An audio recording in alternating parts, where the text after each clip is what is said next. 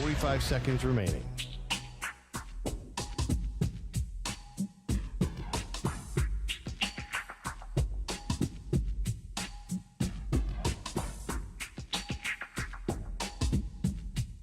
Thirty seconds remaining.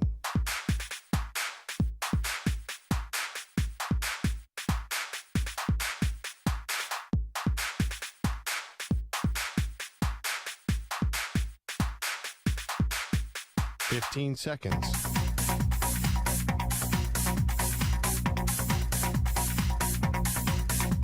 Break ends in 5 seconds.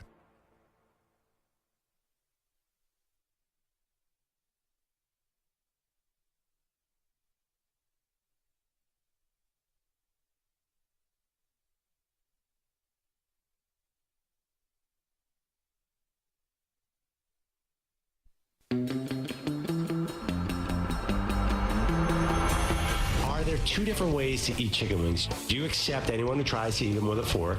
And what is your thought about boneless chicken wings? I'm not a boneless person. Yeah, because they're basically chicken nuggets. It's just a chicken nugget. It's just a chicken nugget. Damn it, it's just a chicken nugget, everybody. Right. That's well established. So we agree on that. I have been in the presence of somebody who's eaten a chicken wing with a knife and fork. Yeah. Did you jeer them and boo and say, what are you doing? I let it go because it was a friend, and I was like, what am I going to do? Let her dig her own grave? Is that what you're saying? No. Did you know people were judging you all around the restaurant? You know, she grew up in, like, high society. She's just a little more proper than I am, and so... Mark Davis grew up the son of a multimillionaire. And yeah, but we know money don't buy you class.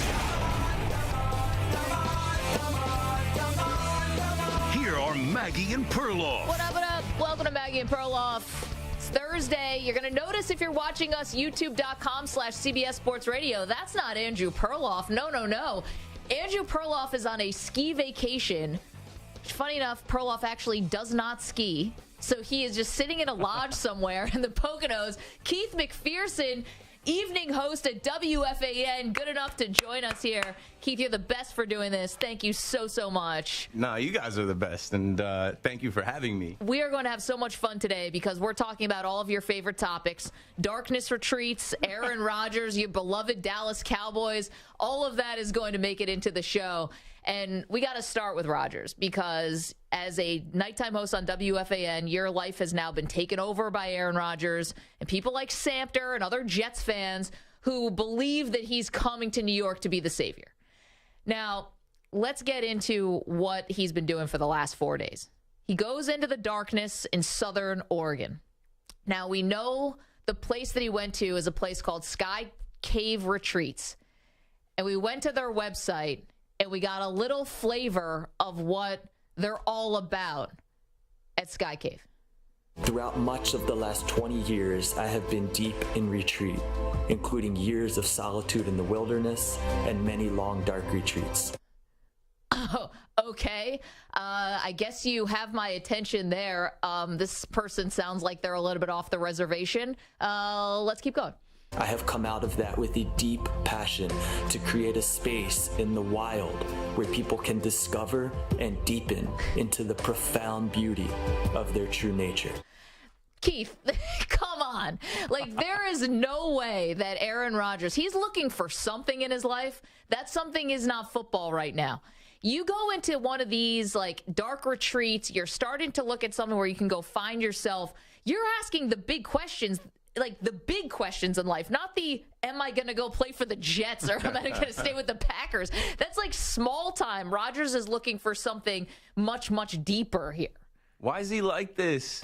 Why is this a thing? I'm tired of this. And now that I just heard that, I like put both of my headphones on. It sounded like, you know, like prestige worldwide, wide. Like, Yeah, what kind of awesome. promo are they cutting for this type of stuff? That actually attracts Aaron Rodgers, multiple-time MVP, the most talked about quarterback in the NFL when you're listening to New York radio. Why does he have to do all of this, and why do we have to cover all of this? Well, because it's people in New York, and I said like Samter, who thinks he's going to come save you. He's not going to come save you.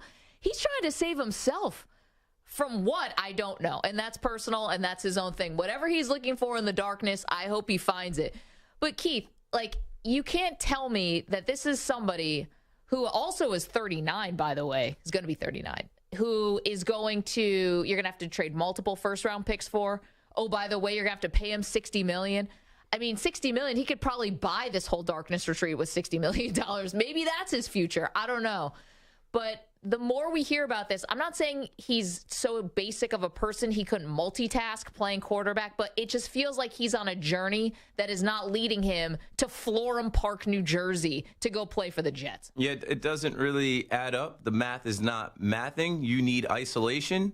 New York is not really a place where you're going to find much isolation. There's millions of people around everywhere. And you talk about your inner circle and the media not being able to get into your inner circle. That's not going to work here. That's not going to work in the media capital. So I think it's slim to none chances at this point. I've been trying to talk Jets fans out of it on WFAN. Yeah. Basically saying you're going to get left at the altar. This is giving me left at the altar vibes. Yeah. Because they're saying, we need Rodgers. Well, what if he doesn't need you? What if he's not even considering you? I used Tyreek Hill as an example last year. When he got traded to the Dolphins, they asked him about the Jets, and he laughed it off. The Jets? Yeah, I know. The Jets still haven't shed that, kind of loser moniker because they haven't been to the playoffs since 2010.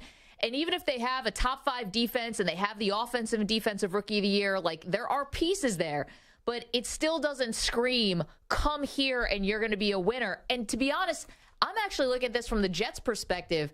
I'm looking at Derek Carr, who is not the quarterback that Aaron Rodgers is, obviously, but I'm looking at someone who's in their early 30s, who just felt like they got burned because their organization that drafted them gave up on them. And I'm looking for someone who's got something to prove. And that person is Derek Carr. Who's got the buy-in? That's Derek Carr. Who still needs a Super Bowl for their legacy? That's Derek Carr. Who's the person who is going to be all in, off-season, rookie camps, mini camps? If you're telling me it's either Carr or Rodgers, I'm 100% going with Carr as going to be the more invested quarterback here. And you don't have to trade any draft picks to get him.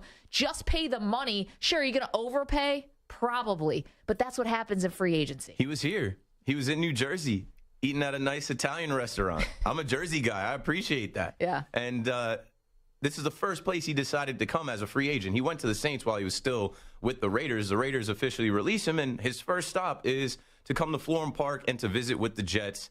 And I've said a ton about this as well. You're obsessing over Aaron Rodgers, and that's making you talk down on Derek Carr. Oh, he can't play in the cold. Oh, he's a bum. He's never won anything. Oh, this guy. But he's probably the better option for you. You can just pay him. You don't have to give up picks for him. Yeah. And you'll have him for longer, and you don't have to worry about ayahuasca or darkness retreats. Yeah. This guy is a church-going man. This is a guy that doesn't even curse. He is, I think, more of the guy you should be looking for to quarterback the Jets in the future instead of 39-year-old Aaron Rodgers, who's a complete wild card. Totally. 855-212-4CBS, 855-212-4227. We haven't heard from anybody who's actually been in a darkness retreat or even attempted anything like this. You guys know I did a darkness retreat for 5 whole minutes during a commercial break. Honestly, Keith, it was life-changing. A vision came to me. I saw Aaron Rodgers going to the Dolphins. I don't know what was going on. It was weird, but I'm going to have to stick by it now. So while Rodgers was away, what's one thing that he missed? Okay. He missed an appearance by Tom Pelissero on the Rich Eisen show, giving the Packers' point of view on this thing. If he wants to return to Green Bay, and as long as he's fully bought in, the Packers want him back. They had good conversations after the season, but there would also need to be further conversations about making sure that everybody's on the same page. Yeah. I mean, make sure he's all in. Making sure everyone's on the same page. Keith, he's getting paid $60 million. Yeah, he signed a contract. Presumably, the dude still wants to win a Super Bowl, though I don't know about now. I mean, who knows what's top of mind for Rodgers. Can you imagine someone paying you that much money? And it doesn't even have to be $60 million, just being the highest paid person at your company, right? And the people around you are wondering, is he really all in? Is he really invested? That's the most damning thing I've heard coming from the Packers about Rodgers in a long time. You can make more money than most people will ever make in their life in 1 year, and you're not all in on that. I mean, this is a team that drafted him. He's only played for the Packers. I think it's more likely that he just stays in his mansion in Wisconsin somewhere and keeps doing what he's been doing, right? So, yeah. I mean, I understand also the Jordan Love factor. You see Jalen Hurts go to the Super Bowl and be what he is, and you traded up to get Jordan Love before that guy, and you have a fan base that's saying, hey, we got to figure out what he is, and we're kind of over the Aaron Rodgers experiment. Yeah. But maybe Rodgers isn't over it. That's why he went and won back-to-back MVPs with a chip on his shoulder, because you used that pick not to help him, not to give him a weapon, but to find his replacement. And he's saying, hey, it's not over yet. And I think that, well, who knows when we're going to hear from him? That's another thing. I'm like, this guy might drag this out for another week. Isn't he going on vacation? Isn't he coming out of the retreat and going on like a tropical vacation? Honestly, wouldn't you, though? I mean, if you were just going into the darkness for 4 days, it's like, if there's not a beach waiting for me after you gotta this. find the light. Although the weird thing is it's not like, he chose this darkness retreat. So you're kind of like rewarding yourself for going into the darkness, and now you're going to go to the beach or wherever he's going to go. Strange guy. I don't know. Maybe that's why he is the way he is. I had a caller last night from Oakland say that, he's a Cal Berkeley guy. Yeah. And all those guys are smart and quirky, and just let him be him, and you'll figure it out. But this guy's a Raiders fan talking to a bunch of Jets fans listening, and I think he's just going to end up going back with the Packers. Why go to Vegas or go to New Jersey if you need things to be exactly how you like them? Well, I mean, listen, there's another part of this, which is the Packers might just want to trade him.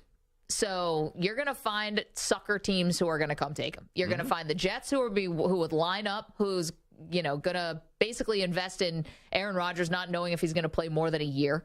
And you might see the Raiders because of the connection with Devontae Adams, and the Raiders have the 7th overall pick. I mean, that is a lot. I don't know if I would give up that for Aaron Rodgers. I don't know how you could give up that for Aaron Rodgers, but you could. I can see Woody Johnson, the owner of the Jets, and I can see Mark Davis, the owner of the Raiders, completely falling for Aaron Rodgers. Of course. Is there a wild card team? Is there another team? Because I think here we focus a ton on Raiders or Jets. Raiders or Jets. I think I've heard the Titans mentioned.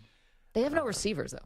Yeah, why would he want to go there? People are like, oh, well, he was in Tennessee playing golf. It's like, so what? He can play golf anywhere that they play golf. That doesn't mean he's trying to go play for the Titans. I'm over it. I just, I know we have to talk about it. It's the biggest story, but I just feel like we're playing into exactly what he wants. He wants to be talked about. When's his next Pat McAfee appearance? Yeah. Is he going to miss that? Probably not. Although it's funny because what if the whole thing was just like a stunt? Yeah, like a head fake. Like you think he actually? Well, we know that he went. He did go because. What if he really wasn't going in there? Like he already had his mind made up. And what if he went in there and his mind didn't change? And No, he's still I got 2 words for you. Burner phone. You think they're taking away all your phones and all your technology? How about the burner that I got buried deep in my bag that nobody saw, and I'm just scrolling Twitter, searching my name out? Yeah, he likes it. I'm sure he's I like him picturing him in the darkness scrolling through Twitter, eating it all up and going to sleep peacefully like, yes, like I'm Got the man. him again. It's funny, Keith, it turns out that a lot of teams that you root for have had very sensitive stars. Yeah. Die-hard Nets fan that you are. You lived through the KD cupcake for many, many years. Kyrie not a well. bus driver. Yep. Kyrie Irving, all-world thinker, flat earther. Don't look at me. I didn't do it. It's them, not me, guy. Yeah. I Rodgers don't know. must seem like small time to you after following the ups and downs of Kyrie Irving all these years. I can handle Aaron Rodgers. I mean, Aaron Rodgers said he's immunized. Kyrie Irving just said, I'm not taking that shot. I'm not getting vaccinated. Different distinction. Who's the most sensitive person on the Cowboys? You're also a diehard Cowboys fan. The most sensitive person on the Cowboys Jerry. now? Jerry Jones. He's not on the team. I think they have enough guys now, like Des Bryant is gone. They have enough guys now that seem pretty much like bought in. Sensitive, I think. Maybe got rid of the sensitive guys. Micah Parsons' Twitter personality is a little sensitive. There you go. And I've encouraged Micah Parsons to tweet less, say less. You are one of the best. They should have gave you Defensive Player of the Year, but, Bosa got further than you did. Just don't tweet as much. Your play speaks for you. He's got a tweet about Brittany Griner. He's got a tweet about Joe Burrow and Jalen Hurts and quarterbacks making it on their rookie deal. And now people think he's talking about Dak. I'm like, just stay out of it. Stay out of it. He's got the itis. And sometimes people get the itis. And what I mean is it's a sickness that makes you think like you have to comment on everything? I'm sure everyone's got this person in your life, whether it's like an aunt on Facebook or a cousin on Twitter. They're trying to stay relevant. Micah Parsons is forever relevant for what he gets paid to do. Keith, it doesn't matter. You could be the best, one of the best pass rushers in the league. You could be that guy you went to high school with who you haven't talked to in 20 years. The feeling like you have to weigh in on everything. Everyone's got one of those people in their life. Twitter. I blame Twitter and Facebook and all of social media, right? Everybody has these apps and everybody has the need to feel seen. And if there's a topic that's trending, I have followers. I'm going to weigh in on it and see what people think of my thoughts. And it always ends up bad for people like Michael Parsons. Yeah, you're right. 855-212-4CBS, 855-212-4227. Aaron Rodgers is out of the darkness now. So does this mean he could actually stay in Green Bay? Are you feeling like he's more likely to leave now, more likely to stay? And honestly, for the Green Bay fans out there, Keith said he's sick of this. I'm here for every twist and turn. I hope he keeps going to these things. Like, how weird can we get? I'm here for it all as a impartial observer. I want all the weirdness, but are you sick of it? Are you just done? 855-212-4CBS. You can listen to us across the country and all of our incredible CBS Sports Radio affiliates. We are also streaming live, youtube.com/CBS Sports Radio. You want to see what Keith McPherson looks like? The only way you're going to do it is by going to youtube.com/CBS Sports Radio. You got to see. Not Perloff today. By the way, in the chat, I realize what's going on here, and I just want to say the Keith's mom's jokes for today, not going to fly, everybody. I know what you're trying to do because Keith is here, but everyone who knows, and the inside joke has nothing to do with you, Keith, nor your mother. The Keith's mom jokes, we're not reading them today, okay? I mean, you think I like I'm gonna read them. Yo mama joke. You got jokes from my mom? Keith, you're walking right into it. Send them. I won't be offended. I'm still trying to figure out which camera. I think it's the middle camera. There's like 6 cameras in here. It's cool. Perloff doesn't even know what camera to look at. You're the first one in from the right. This took like 10 years for us to figure out.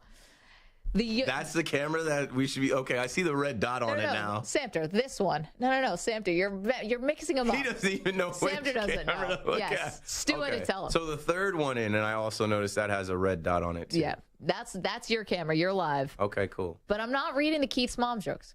You guys, you connected the dots too quickly. That other Keith will probably never be heard from again.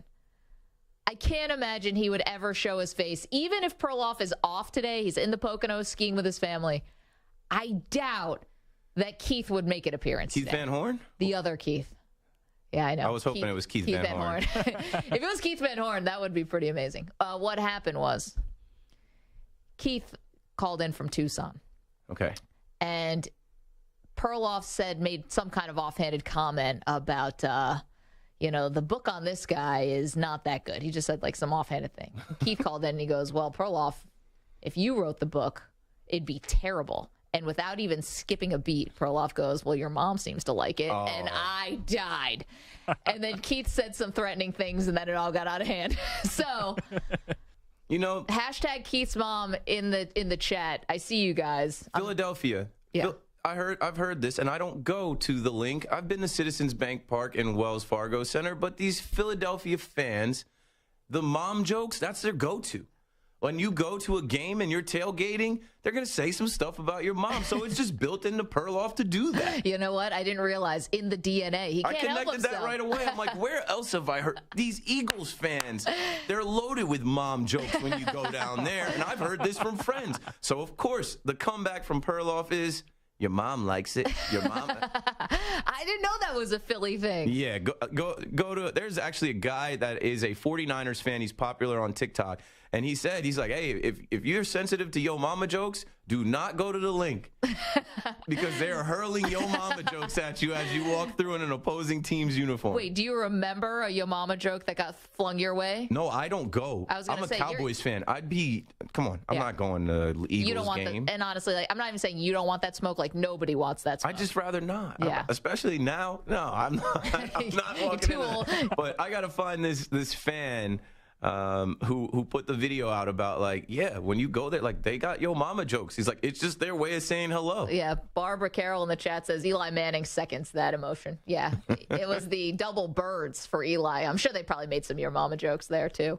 Well, everyone's a big fan, Keith, of yours so far in the chat. YouTube.com/CBS Sports Radio is where you can get involved. Of course, across the country on our awesome CBS Sports Radio affiliates. Coming up, of course, your phone calls are welcome at 855-212-4CBS. The cryptic message that we just cannot ignore. We'll tell you who said it, what they said, and why it matters next. Don't move. More Maggie and Perloff with Keith McPherson from WFAN sitting in for Perloff today. We're coming back after this.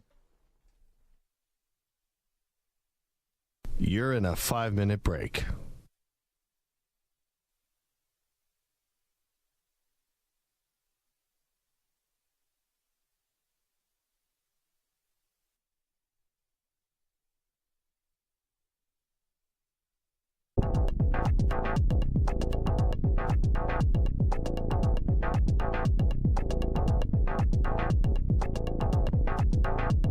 Four minutes, 30 seconds remaining.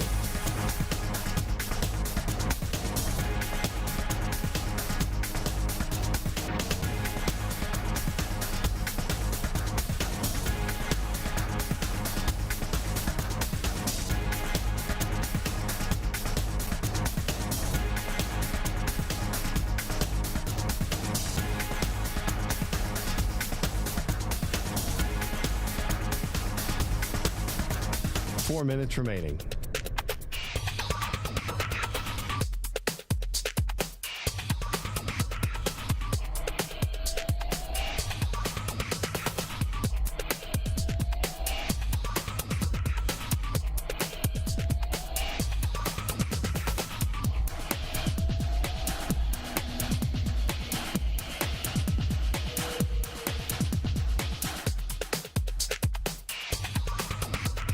Three minutes, 30 seconds remaining.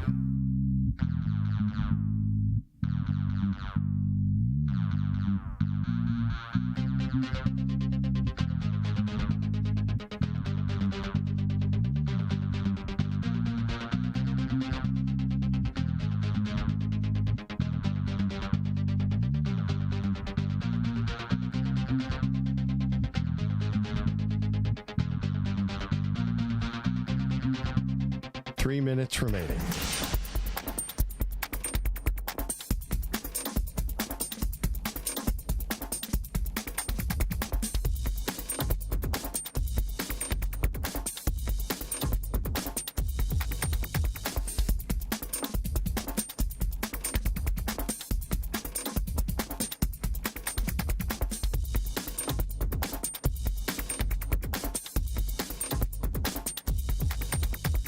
Two minutes, 30 seconds remaining.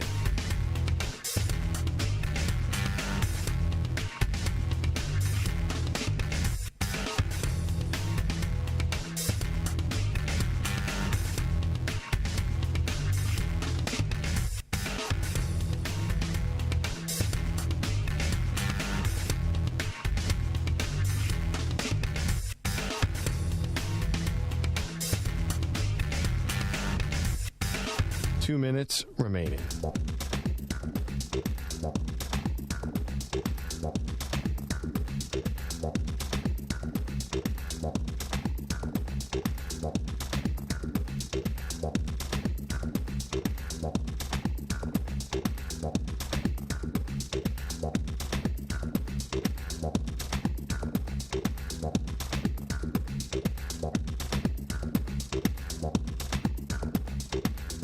One minute, 30 seconds remaining.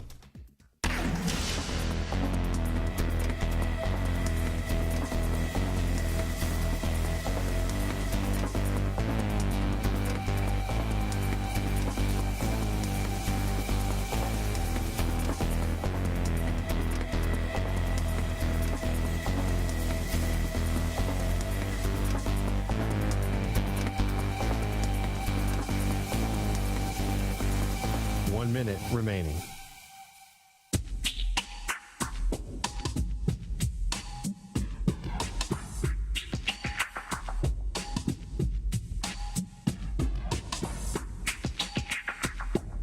45 seconds remaining.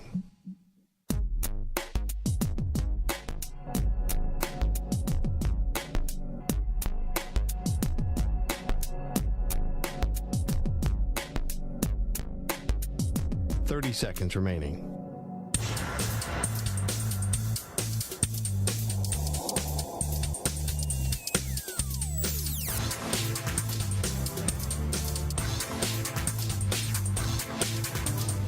Seconds.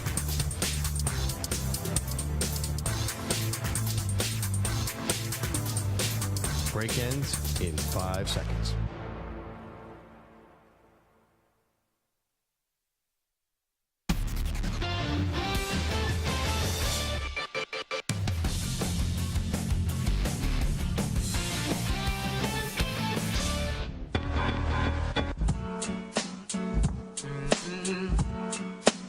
Welcome back to Maggie and Perloff. Keith McPherson filling in for Perloff today. Perloff on a ski vacation. Ironically, does not ski.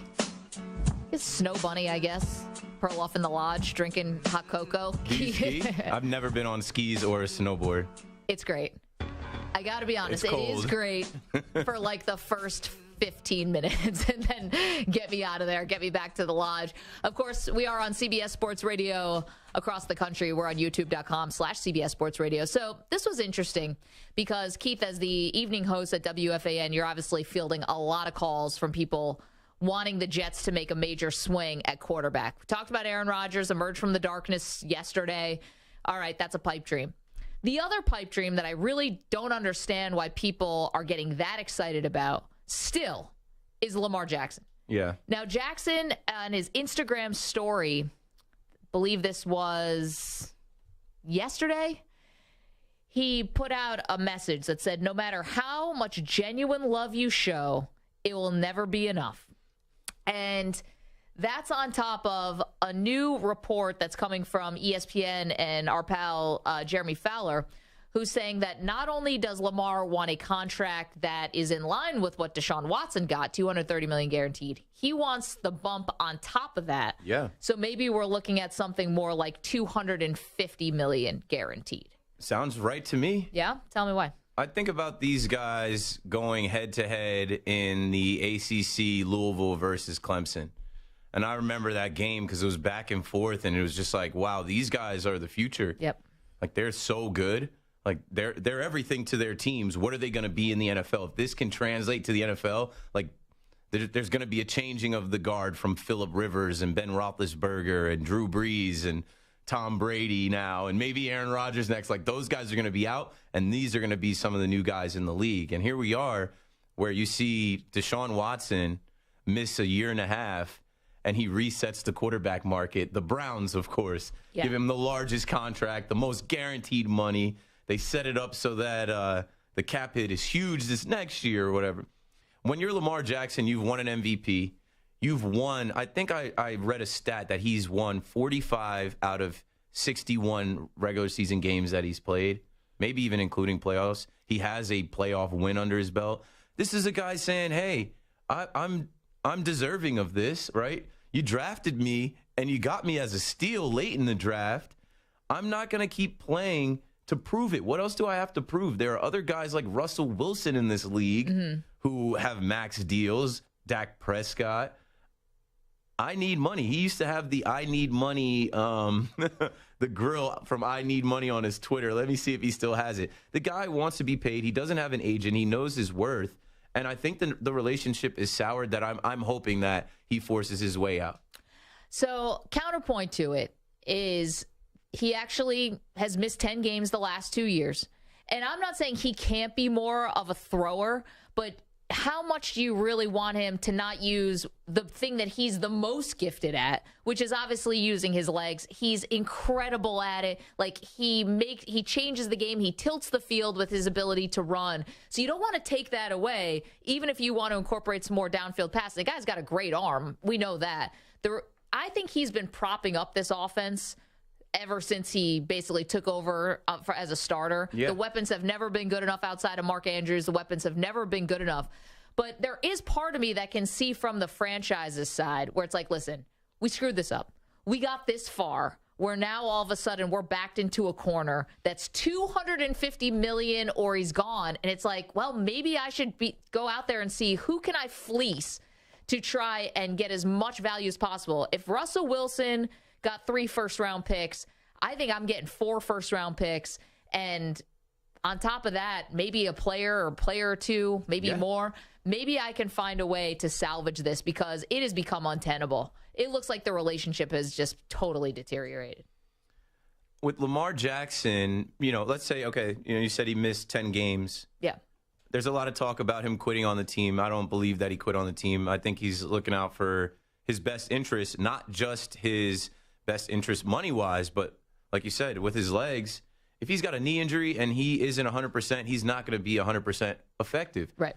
You said he propped up the offense. Of course, he can bail them out with his legs. Yep. Mark Andrews, his number one weapon, was just at the Super Bowl, and every interview that I saw with him, he made it a point to say that he wants Lamar back. The guy can throw the ball, and as soon as they traded Hollywood Brown, I knew that relationship was starting to sour. Well, they never replaced Hollywood Brown, too. That was the thing. You don't replace his best friend on the team. So he loses his homeboy, he loses his right-hand man, and then he loses his number one deep threat target. It's like, I don't know what they were going for. If you look at the receivers that they ran out, like they ran Deshaun Jackson out there this year. I think it's over. I think he's like, I always say social media is ruining these guys. If we wouldn't know a lot of these things if these guys didn't have an Instagram to post on. Well, it's interesting because it's funny. You and I are actually landing on the same side of this where we both don't think he's going to play another snap for the Ravens. Yeah, I think it's over. I do, too. I think it's funny because I think it's from the team side. Like, I think they just messed this up to the point where they had a chance to extend him. They didn't do it. Watson comes and resets the market, as you said, and then they found themselves backed into a place where, quite frankly, the price just got too high for them. I don't think they want to put all that money in escrow. I don't think they want to do any of that. And it's like it's kind of like shame on the Ravens, but they back themselves into this corner. And then I can see someone coming in and saying, we don't know if he can stay healthy. We're not sure. Quite frankly, probably just the health. I think everything else with Lamar is there. I think the leadership is there. I think the skill is there.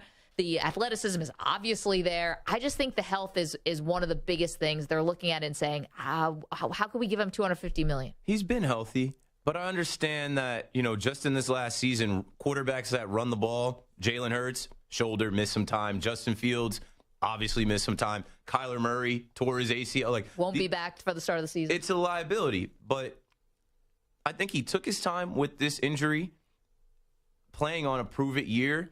If they want to put the exclusive franchise tag on him, I don't think he's going to take kindly to that. I don't think he wants to do another year on a one-year prove-it type of deal. He's gonna want out. I just looked up the GM's name because I was talking about him the other night. Eric DeCosta. Yeah. He didn't draft Lamar. Maybe he's gonna figure his way out of this and get the biggest haul that he can for Lamar. And good luck to Lamar. Let's see if he can be healthy for wherever he goes. Rumors about Atlanta, and of course here in New York, there's some quiet whispers of maybe he could be a Jet. Quiet whispers. I think people are like... Yeah, they're pretty loud. They're calling and saying it every day. There's nothing quiet about New York. Anytime they want something, they're the loudest people in the room about it. Give me Lamar. Yeah, I know. Samter. 855-212-4CBS. 855-212-4227. This is a shame to me because it never had to get this bad with Lamar. We're talking about Aaron Rodgers and the fact that he has emerged from the darkness retreat. Let's get to our pal. Will is in North Carolina. What's up, Will? How are you? I'm all right. You guys doing okay? We're doing great. What do you have on Aaron Rodgers? I don't have. That's a hard one to peg right there. But I mean, am I missing something here?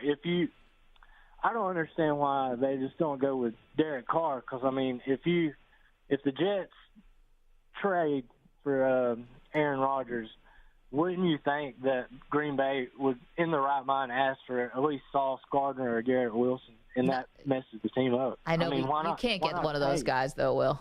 Huh? I don't think you're getting one of those guys. Well, I mean, what are they going to do? Just offer 3 or 4 first rounds or something? I don't even think it's going to be 3, to be honest. I think it could be 2 for Aaron Rodgers, 2 first-round picks that the Jets would have to give up. And then let's start looking at the roster. But if I'm Joe Douglas, the general manager of the Jets, Sauce Gardner and Garrett Wilson are off the table. These are like these are my cornerstones of the franchise moving forward. Well, I mean, Green Bay, if I was Green Bay, I would ask for Sauce. But, I mean, let's just see how this plays out. But I would pay cash money to Derek Carr. I wouldn't fool around with my team. I would pay the cash to Derek Carr because, I mean, technically you're only going to get Aaron Rodgers maybe in and out for 1 or 2 years. So I'll go with Derek Carr. Well, I'm with you, Val. Thanks for making the call. It's just like, is Derek Carr Rodgers? No, he's not.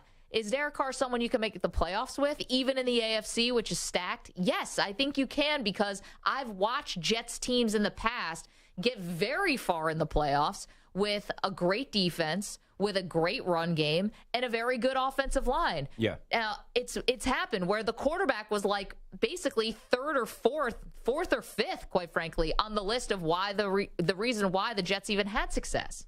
I feel like people are living in the past too much with Aaron Rodgers. It's been a while since he's won a Super Bowl. Mm-hmm. I hear people talking about Derek Carr not being able to play in the cold. Well, I've watched some cold Lambeau games where Aaron Rodgers failed. Good point. And just this past season, he had the opportunity to put his team in the playoffs in Lambeau, and he lost to the Lions. So, like, what are we talking about as far as, like, the difference between Aaron Rodgers and Derek Carr? I think people are playing it up so much that there's like this huge gap in quarterback play. I don't really think so. I think that Aaron Rodgers is on the decline, and the more that he tries to find himself and the more that he does these things, he's further away from being the Super Bowl winning quarterback that he was. He came out on Pat McAfee and he didn't talk Super Bowl first. He said, I think I can win another MVP. Well, we're not interested in you winning an MVP. We're interested in you winning the Super Bowl. The MVP is a regular season award. Here's the other thing. And I hate to make it about this because guys should get paid as much as they should get paid. I'm a pro-labor person, always have been. However, you're Rodgers. This is your third bite at the apple, maybe fourth. The latest contract he just signed, the 3 years, $150 million. You're this late in your career, and I know the Packers don't have this big history of going wild after free agents and stuff. But if you really wanted to make a Super Bowl and win the Super Bowl, are you really taking every last dollar? Like, that's the time, if you want to really win, that's when you don't take every last dollar. I hate to always compare him to Brady, but Brady was getting paid $25 million in Tampa. I mean, first of all, that's crazy, but Brady's already made enough money, and it was all about, to me, proving that you can win one outside of New England. And that was so important to him, and Brady's just ethos of winning and all of that, that it was worth it for him to take less money. Rodgers didn't want to do that. And so you find yourself in a spot where, you can get on the Packers for not drafting receivers in the first round. You should get on them for that. But they weren't making meaningful upgrades. And a lot of it is because Rodgers took every last penny. They're both completely self-centered. Rodgers and Brady love the attention. Sure. But where they differ is that Tom knew, I need talent around me to win. I'm getting up there in age. Yeah, I can still throw it. Yeah, I can still make reads, but I don't need to make top dollar. I don't need to be the highest paid player on the team. Or, with Aaron Rodgers, it is all about him. Me. I can win another MVP. Just his criticism of his young receivers. So you want to score touchdowns, run the right routes. Well, maybe if you were locked in and showed up early to work with these guys and run these routes, run the route tree and throw them the ball, maybe that you'd have a leg up on this whole thing. I feel like Tom Brady is the opposite. Tom Brady is walking into the wrong house to try and find his offensive coordinator. Remember that? Yeah, so they're different kind of guys. When you're talking about the football of it, being the leader and the quarterback, Tom Brady is all the way in, so much so that he'll tell his family, no, we're not going on vacation. I'm going back to the league. Aaron Rodgers, he's going into darkness. He's tripping off ayahuasca, and he's just about how much money he can make for himself, how much attention he can gain for himself, me, and still going to be about me.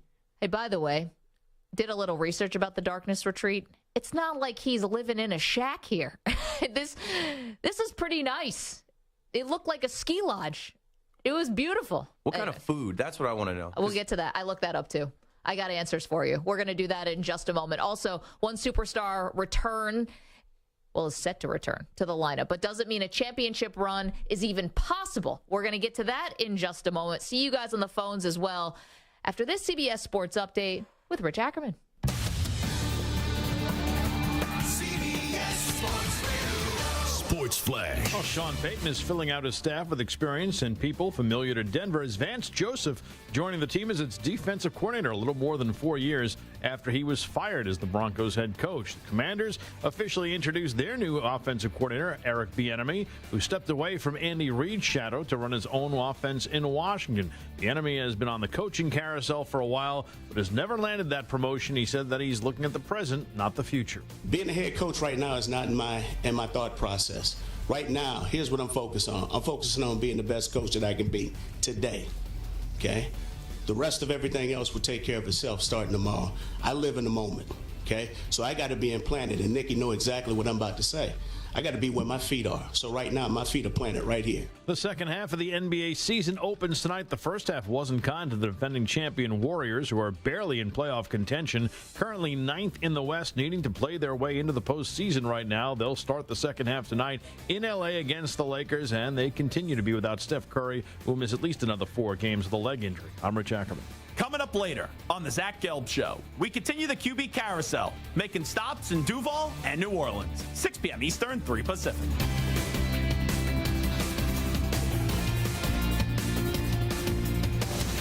CBS Sports Radio.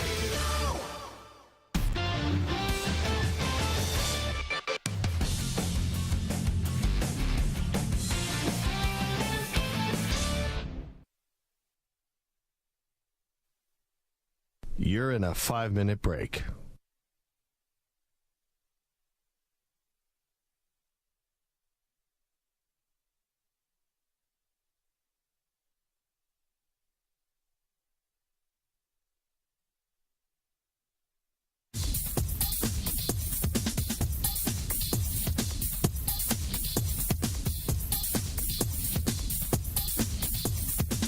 Four minutes, 30 seconds remaining.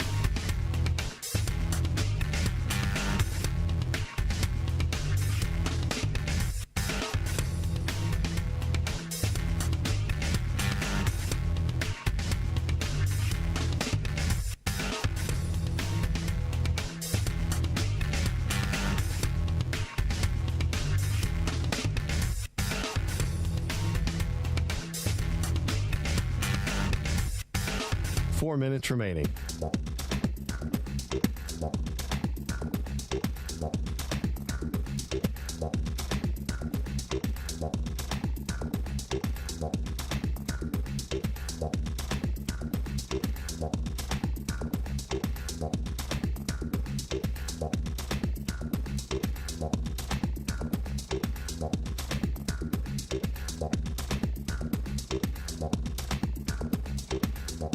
Three minutes, 30 seconds remaining.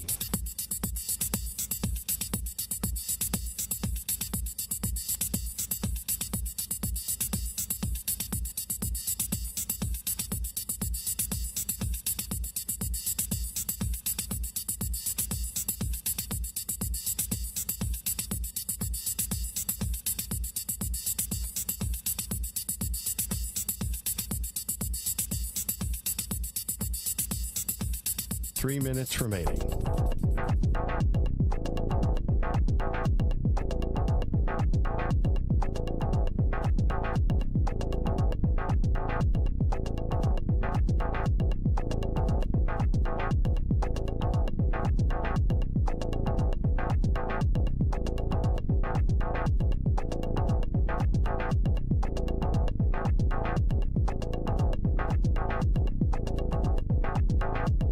Two minutes, 30 seconds remaining.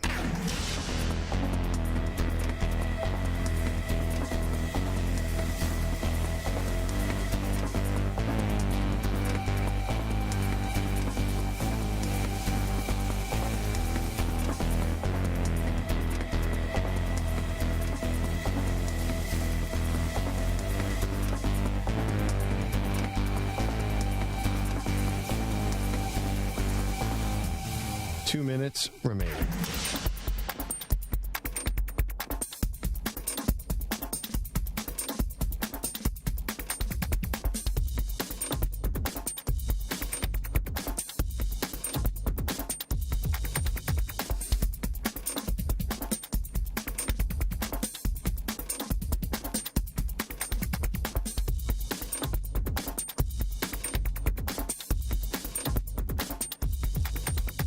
1 minute, 30 seconds remaining.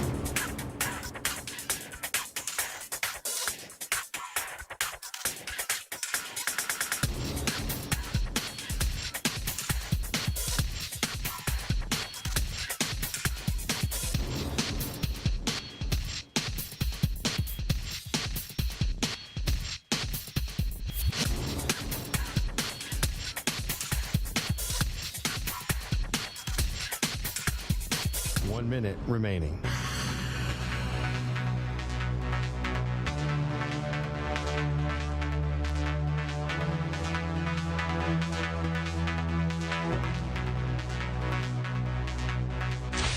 Five seconds remaining.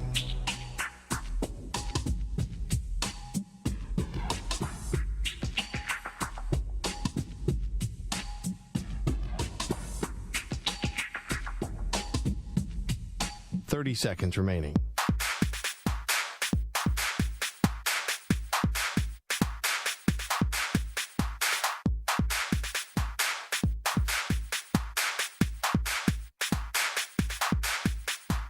Seconds.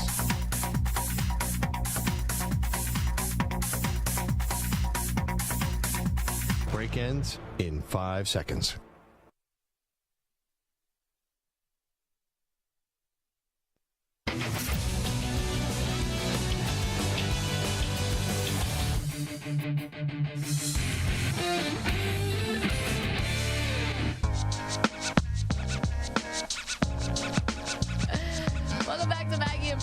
Keith McPherson, evening host on WFAN, is filling in for Perloff today. Perloff hitting the slopes. We've been talking quarterbacks. Aaron Rodgers, Lamar Jackson. Nate's calling in Pennsylvania, has got a thought on Lamar. What's up, Nate? How you doing? I'm doing well, Maggie. First, I just want to say that I think Brian Gutekunst is the worst GM, maybe besides Patton there in Denver. Last year, Aaron wanted to leave. They could have got an extraordinary haul for him.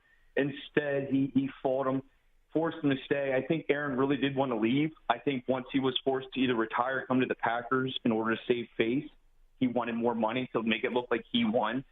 But I think Gutekunst is just he drafted Love too early, and he didn't get rid of Aaron early enough, in my mind. Yeah. But that's my thinking. Well, listen, they knew what they were doing. They drafted Love. They knew exactly what they were doing, and they knew Rodgers was going to be upset. And I don't know if they wanted Rodgers to leave or if Rodgers wanted to leave, but the fact is they tied themselves to each other because they offered Rodgers this massive contract and he took it like anyone else would. Yeah, I don't fault. I think just I think he drafted Love. He moved up. A slap to the face to Rodgers, and I don't think they expected to come out and win 2 MVPs. It put him in a weird predicament. But last year, I think you got to, tell the fan base to quiet down. I'm the ball, the guy in charge. I know what I'm doing, and this is the best thing for our team. And I think the year that Rodgers would have had wherever he went would have proved him to be right. And they would whatever draft picks or whatever compensation to get this year, I think would be even greater. Jordan Love would have had a year of playing with these rookie receivers. I just think he screwed up. He can correct it a little bit this year, but Rodgers got to go. He ain't worth the money they're paid, and he's never going to get what you get right now for him next year. Yeah. Well, the more you go, the less value he's going to have, no doubt. Absolutely. Even if he has a better year, I still think and he's such a weird guy. You never know where he's going to go or what he's going to say. It's kind of it's not Tom Brady where, he's willing to risk life and limb to win a Super Bowl. Aaron Rodgers seems like he's kind of going with the win, so I don't know. I think he screwed up. But as far as Lamar goes, he screwed up even worse. Because for years now we've heard his mom is his agent, which is nice, but it's almost silly. It's almost like going into a courtroom and trying to defend yourself. Like, what are you doing? You don't know you have no experience doing this. Right. And the other day you guys were on, I think it was the DA, and they were talking about Corbin Burns and how hurt he was hearing the arbitration. Things that the Brewers, said about him. And I heard a thing this years ago.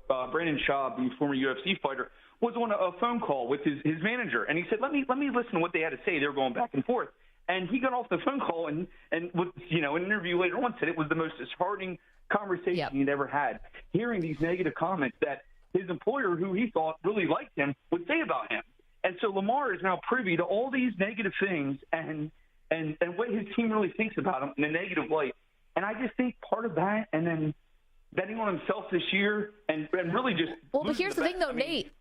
You might be right that the logic might have been off and maybe the process or whatever might have been off. And thank you so much for the phone call weighing in on both topics. But Lamar could end up winning here big time because basically, in essence, if the Ravens are going to trade him, they have to make sure, or Lamar, the team that gets Lamar has to make sure that he's going to sign a long-term deal because they're giving the Ravens all these picks. Yeah. You don't want to just give them all these picks and then Lamar comes and plays for a year or two and then he's gone. That's terrible management on the team that would be acquiring Lamar Jackson. So Lamar's going to have a say here in where he's going to go. And ultimately, I think he's going to get paid, Keith. I think he's going to get paid. I think he's going to play. I think he's going to have a chip on his shoulder. I think he wants out. I think it's too far gone. You can't repair the relationship at this point. I'm interested to see where he goes. I really have only seen them Photoshop him into the Atlanta Falcons jersey. Yeah. And I'm sure some Jets fans have put him in a Jets jersey. But, yeah, this is interesting. And great call. That was Nate. Yeah. Great call on both points with Lamar and with Aaron Rodgers. They need to trade Rodgers now. We'll see what he wants to do, but hopefully, the conflicting reports that we heard, they're sick of him. They'd love him to return. Hopefully, we find out soon. This is all intriguing, and man, the NFL is king. The NFL season ended a couple weeks ago with the Super Bowl, and they're still dominating all of the headlines and conversations everywhere. Absolutely. Michael Gaylor's in the chat saying, I'm telling you, Rodgers is staying in Green Bay. Carr ends up in Atlanta. And the Jets are going to screw around and end up with Baker. Just wait until you see. And Baltimore's going to pay big bucks on Lamar, and he'll get hurt again and only play 10 games. Someone in the chat has renamed themselves Maggie's Purple Drink Chalice. Get it? Love it. The Jets are going to mess around and start Zach Wilson again after not getting any quarterback when they overuse the first ballot Hall of Famer on every QB that they talk to. Listen, Rodgers is going to be a first ballot Hall of Famer. So if they take him out to dinner and say, if you win a title with the Jets, you'll be a first ballot Hall of Famer, you can say, well, I was going to be one anyway. I know that. Tell me something else. I know that already. Tell me how much you're going to pay me. You were wondering, Keith, about Aaron Rodgers' Darkness Retreat. And we know now that it's Sky Cave Retreats. Free shout out. You were wondering about the food. Yeah. Do they bring one of those bowls that's on a string or plate that's on a string and drop it down and lower it into the cave for him? So apparently you get this is their words, 2 simple organic meals daily. The meals arrive at the same time. So they bring both of your meals in the evening because they want to minimize the disturbance of disturbing you in your darkness cocoon. They said, when available, as much as possible, the food will come from our abundant gardens and fruit trees. Both of these meals will be delivered through a double door around sunset every day. Upon your arrival, we will meal plan together.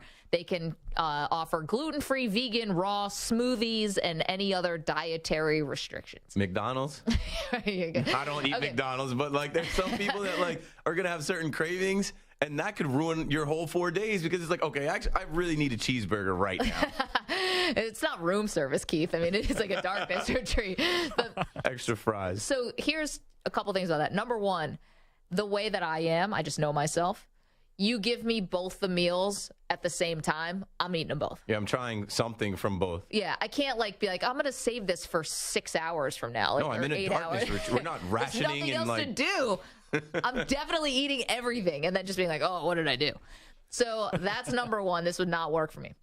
Number two, and I'm not saying that Rodgers is cheating here. This is definitely a darkness retreat. It does have warm water. You get a bathtub.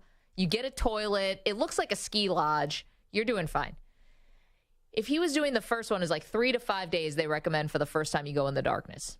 They say on it that you spend the first 24 to 48 hours basically sleeping.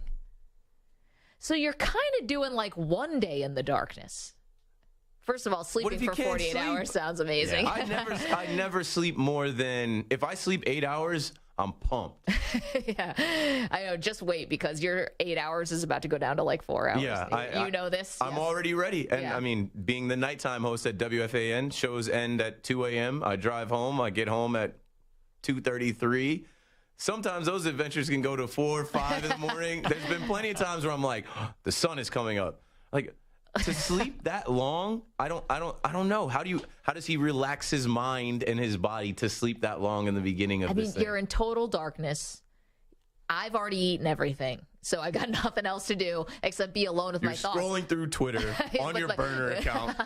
With the burner that I snuck in, I've already scrolled to the end of the internet. I might as well take a nap. That's what happens. So you're basically doing 1 day in the darkness retreat. Quarantine. You can do that. You can do that easily. Is there alcohol? Well, that would be something. Because the alcohol could knock you out. You drink enough booze, you're going to naturally just be passed out. Oh, my God. If it was enough booze, I'd just open the door and walk out and be like, who wants to hang? Party time. I don't want to drink by myself. That's never fun. 855-212-4CBS. 855-212-4227. All right, we're learning more about Keith. We're going to get into some of his stories next. But Keith is a diehard Dallas Cowboys fan. So does he think it's time to move on from Dak Prescott? We're going to hear about that in just a moment. Don't move. More Maggie and Perloff with Keith McPherson in for Perloff today. CBS Sports Radio.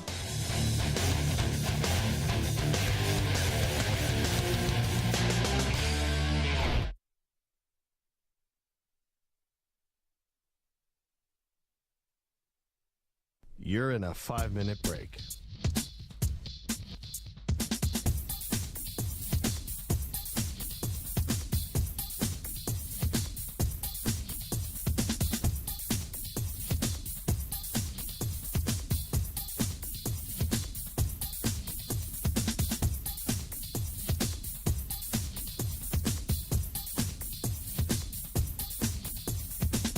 Four minutes, 30 seconds remaining.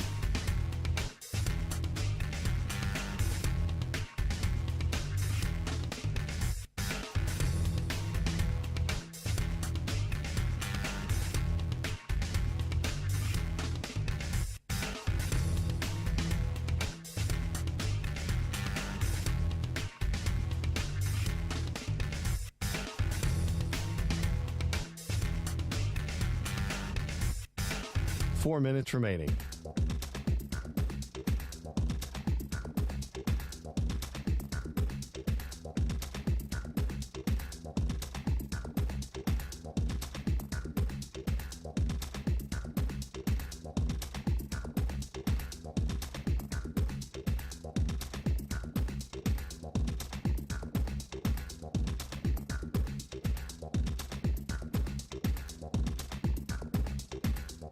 Three minutes, 30 seconds remaining.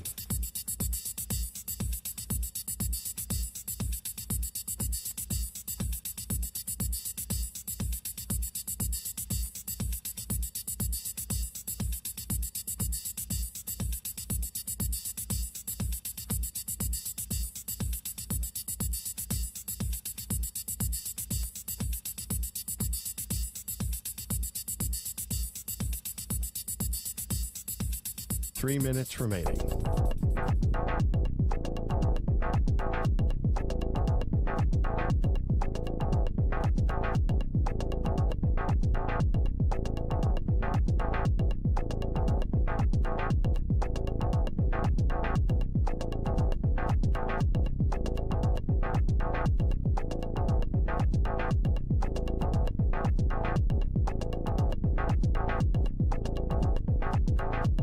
Two minutes, 30 seconds remaining.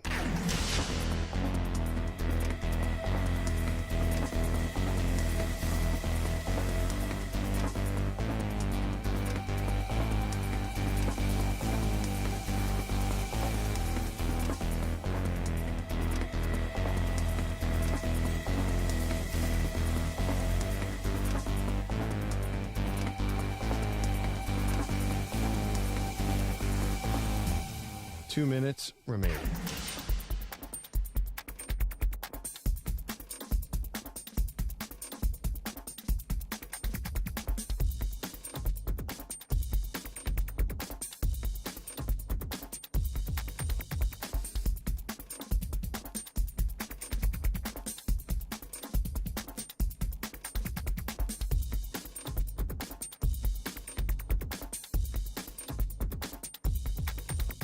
One minute, 30 seconds remaining.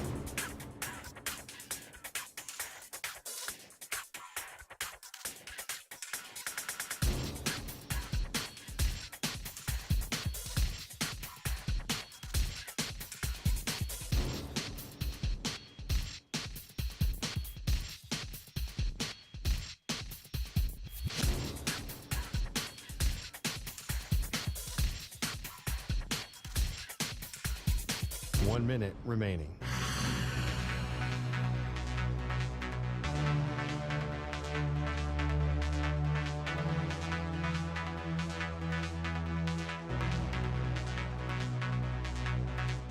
.45 seconds remaining.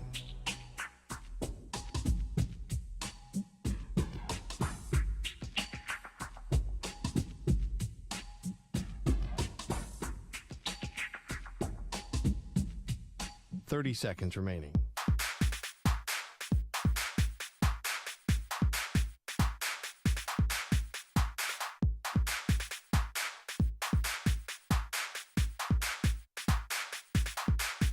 .15 seconds.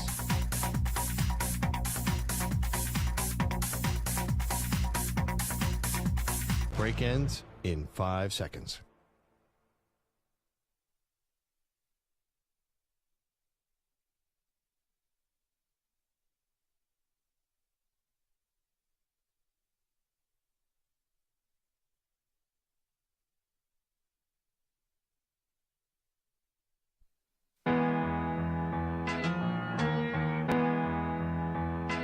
If you go into a normal porta potty, you have about a 1 in 3 chance of it getting turned over and ending up on Instagram. Everyone's never said that. That's my nightmare. All of a sudden, it's like, how did Samter get the bubonic plague? Like, I don't know. It hasn't been around since the Middle Ages.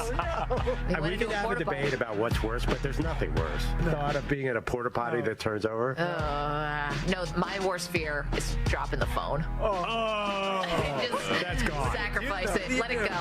It's gone. No, that is long gone. And I have the kind of thing where I have my credit cards and stuff like on the back of the phone, and my whole life would be gone. I'm not going in. What if it was a wedding ring? Ugh. No, you got to go in for the ring. No. I have to. Here are Maggie and Perloff. Welcome to the show. It is Maggie and Perloff. Perloff sitting on a ski slope somewhere. Keith McPherson, good enough to join us from WFAN. And Keith, you are a diehard Dallas Cowboy fan living in New York. Emphasis Giant on the die. Yeah, I think a lot of Cowboys fans will sympathize with that. So I found this very interesting. The idea that Dak Prescott, who had one all-time great playoff game and then an all-time playoff game, right? Yeah. Like, it just so happens he looked fantastic against Tampa, and then the 49ers defense was just too much. But the idea that the Cowboys are now going to be shopping potentially for the heir apparent to Dak while he's still... Sounds good. Like, oh, really? Yeah, they did the same thing with Romo there, right? But is it time to let Dak go? Like, this is someone who's still young, who's still in his prime. You're usually not thinking about the heir apparent when the person's straight up in their peak. This is his athletic peak. Maybe there's some thought that we've seen the best of him. He might not be able to get to the top of the mountain. Do you think that? I'm starting to turn on Dak, unfortunately. I'm sorry, Dak. I've supported you a ton. Supported all of your causes and foundations. Walter Payton Man of the Year. That stuff is great, but the turnovers broke me this year. He missed 5 games and led the league in turnovers. Yep. They always want to talk down on Daniel Jones's 15 touchdown passes. Not enough people talking down on Dak's 15 interceptions. And I played the quarterback position, and I've gone back and looked at. They have his lowlights. You can literally go on YouTube if you're watching on YouTube. Tab over. And just search. No, don't do that. Stay with us. Don't move. During the break. You don't want to miss a second of the show. If you like Cowboys tears and watching Dak Prescott throw interceptions, they literally have all his interceptions on multiple low-light reels on YouTube. And I went back and watched some of them, and I'm like, oh, yes, some of them bounced off of shoulder pads and hands. Yeah, CeeDee Lamb. But other ones, like in the red zone, you got to take care of the ball. You don't have to stare down CeeDee Lamb and throw him the ball. But I guess you do because you don't have Amari Cooper anymore. I just feel like Dak this season, he goes down week 1. Cooper Rush comes in. Yep. And you started to hear some Cowboys fans like, hey, Cooper Rush. Yeah, but that's nonsense. You know that. Of course, we knew. But Jerry Jones even played into like, hopefully there is a little bit of a quarterback controversy. I mean, that's what we'd want, right? Like, We hope Cooper Rush does well. Honestly. well enough to create some kind of controversy. Jerry, you just created the controversy, bro. Why would you say that? Amazing. Keith, 1 hour and 3 minutes into the show, has already done a better impersonation than Perloff has done of anybody. Well, Jerry Jones, I've been watching since I was a child. Jera? I told Maggie the first Super Bowl that I remember, the Cowboys hang 52 on the Bills, and I'm a fan. I was sold. I'm like, this is the best team ever. And that's when I got up from the table and left Keith alone. I remember that one too. No, it's a great impersonation of Jerry. But the funny thing about this, though, is like, you might have to actually extend Dak Prescott. I know it sounds counterintuitive, but that's to try to do some contract stuff. And do they really want him feeling like footsteps behind him? Is that like, yeah, he threw the interceptions. It was bad. You know what happened? Offensive coordinator got fired. Kellen Moore, whatever, parted ways. Kellen Moore's gone. Now Mike McCarthy's going to be calling the plays. Like, I'm no big Dak Prescott supporter either. I think he's a top 10-ish, maybe more like top 12, 13 quarterback in the NFL. But I'd be a little worried here because I would not want to do something where, not that you're going to tick off Dak Prescott. I don't really care about that. But I'd be cautious. Let's see what it looks like with Mike McCarthy before you start saying, like, man, this guy is toast. I don't know. Mike McCarthy could barely call a timeout. Now he's going to call the plays. I understand, though. I understand that that's what he did in Green Bay. And shout out to my guy, RJ Ochoa, who covers the Cowboys. I did a podcast with him for Blogging the Boys, and we hashed it out. We talked about it. He's like, you can't have this guy as your head coach without seeing his play calling ability and like letting him do that. He inherited Kellen Moore. Yeah, that was ridiculous anyway. That was a Jerry... That's like when Jerry meddles. He's too loyal. They thought Kellen Moore was the next Sean McVay, some type of boy genius. But like, that was obviously not true. I don't know what's going to happen with the Chargers, but I've heard a criticism of Kellen Moore that I thought was really apt, which was Michael Lombardi said this, the former general manager, that he doesn't have an offensive philosophy. He's just calling plays. And I don't know. Dak is checking those plays at the line a lot. He's audibling and changing the play a lot and throwing interceptions. It was a rough watch.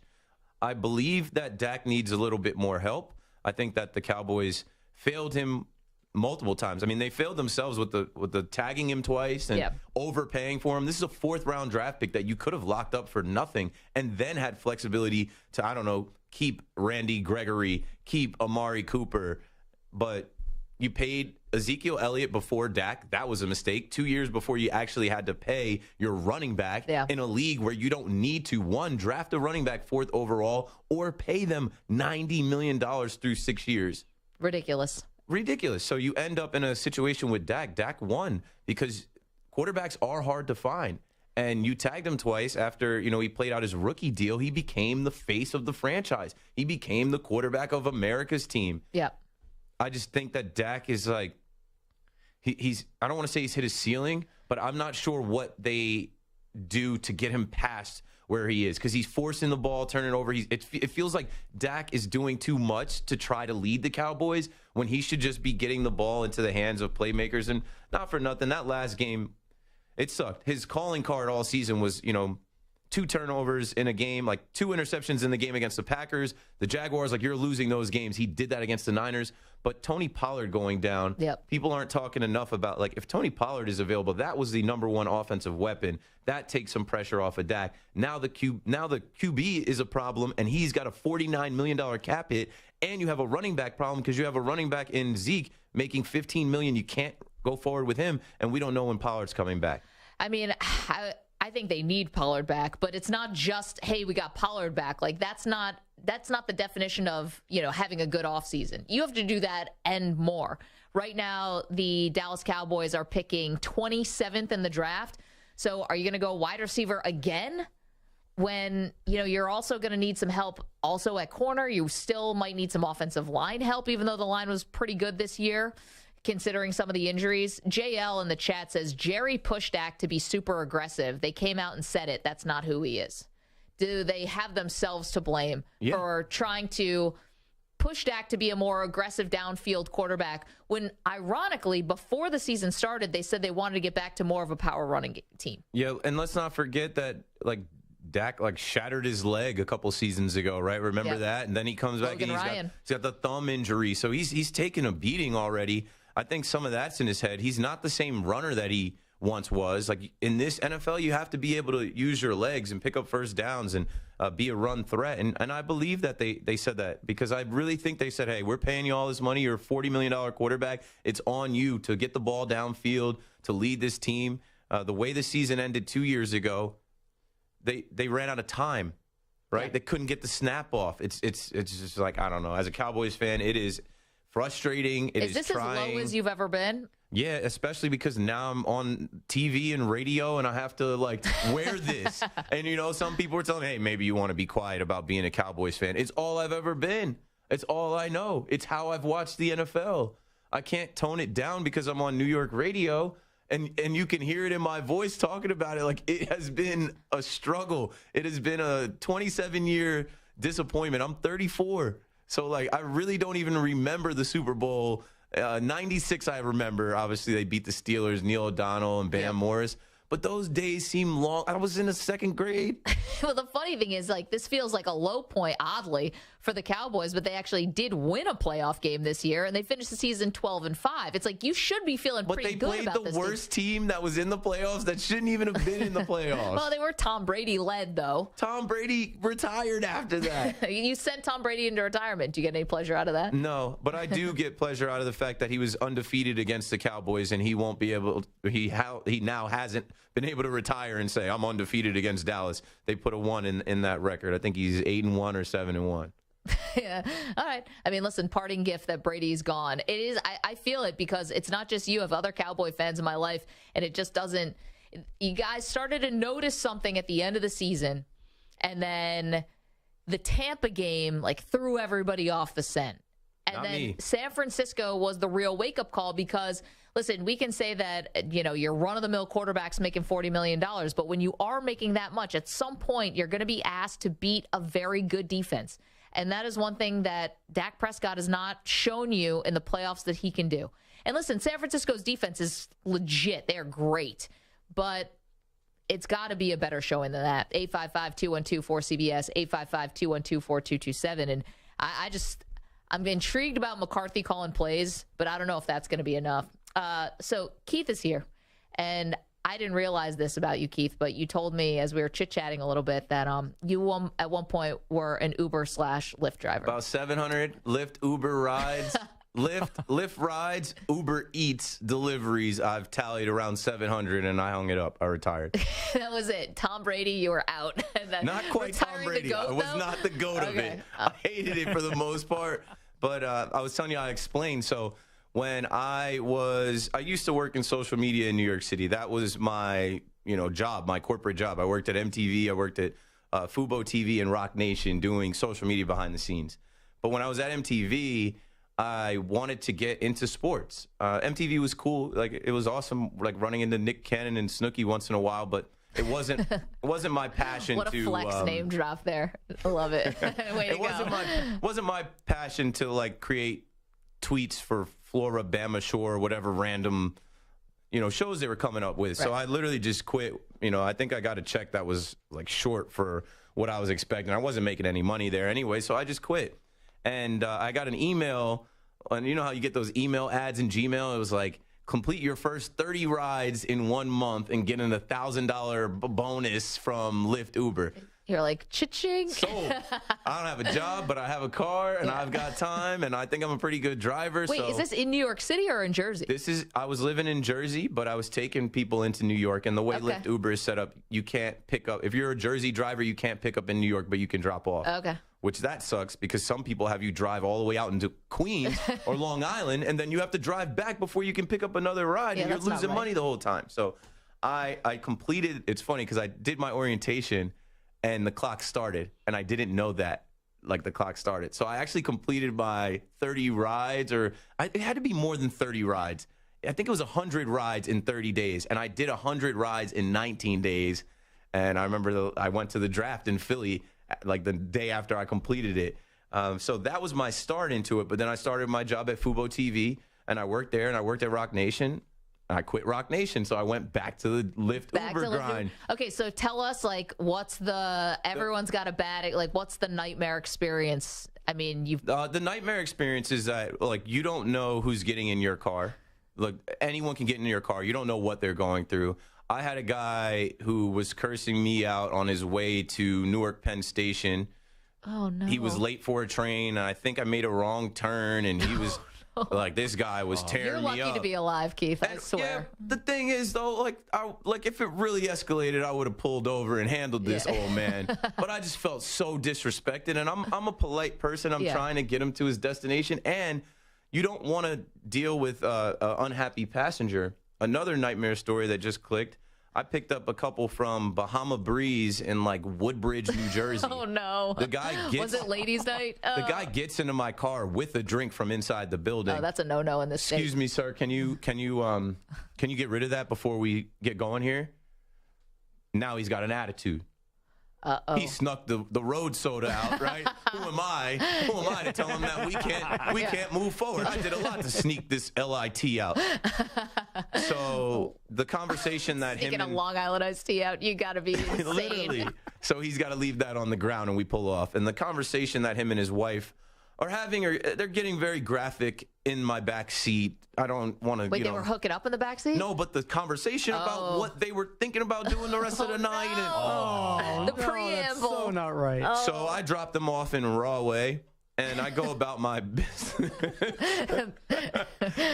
I go about my business. The next day, my app, like, I can't log in to go to work in the morning. I've been flagged. They reported me and said that I was drunk. They reported me and said that I was drunk driving. They got the free Uber ride, and then I was suspended for about 3-4 days until I was able to talk to, it was Lyft. I was able to talk to Lyft, and I'm like, how can you do that? How can you take their word over mine? I'm like, I would never drink and drive random people around. And if you look, how drunk could I have been if I kept driving for like 2 hours after I dropped them off? Yeah, right. That is awful. So it's just like their word. They can accuse you of anything, and then you can't work for a couple days. Just so they could get a free $25 ride.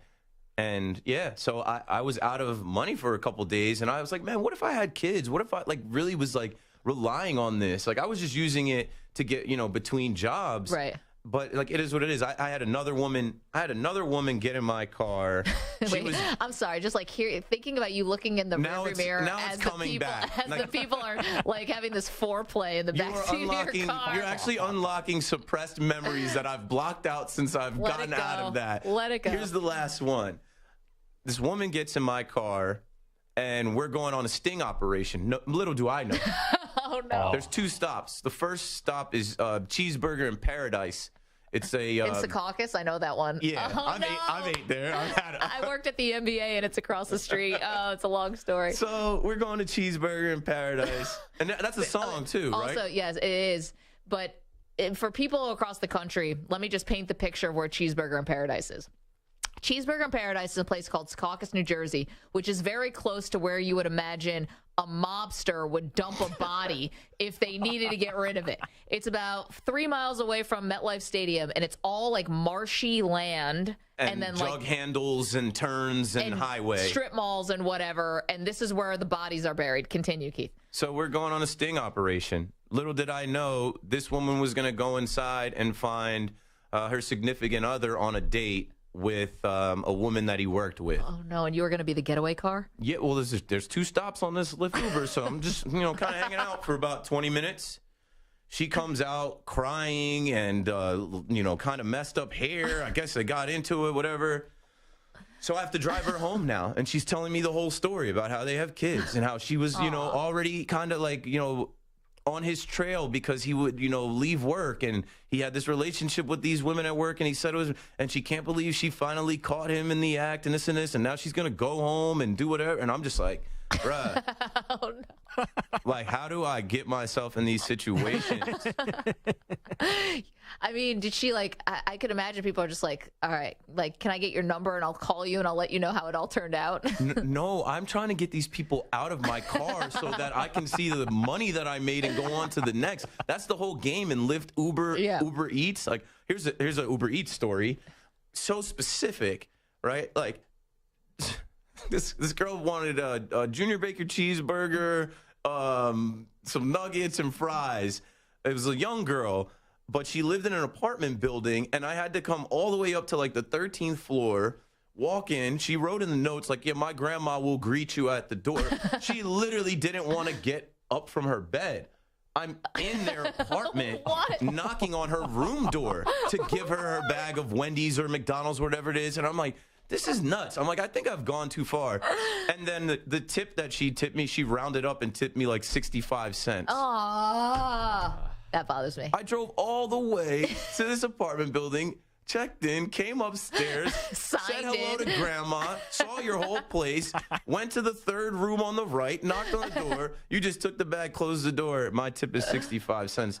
That is awful. I'm done. I'll never return. But there was a time where I had to just, figure it out, and I was unemployed, and I was chasing the dream of being on the radio and TV and media in this area. You got to try and figure it out. And the reason I did Lyft Uber is because you can make your own hours. Right. I was still creating content, making podcasts, vlogs, going to games. Yeah. But I would really just drive like late at night or in the morning commute.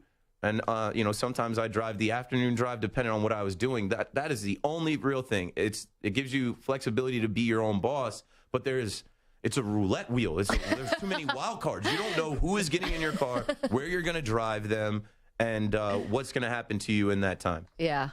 I think this goes without saying. I think we have a shot of the day candidate right there with that Keith story. Okay, there we go.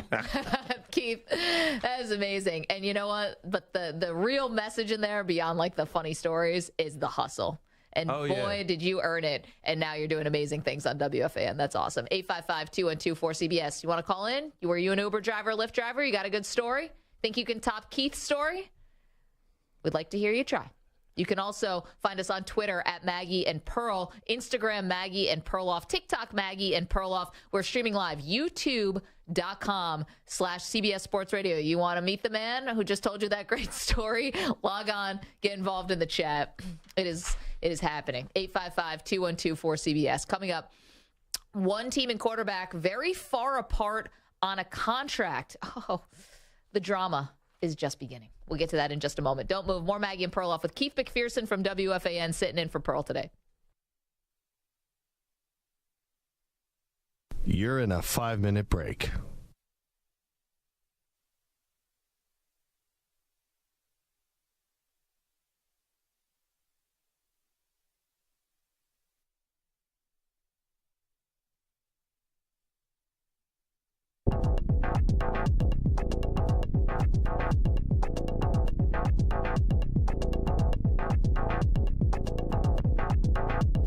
Four minutes, 30 seconds remaining.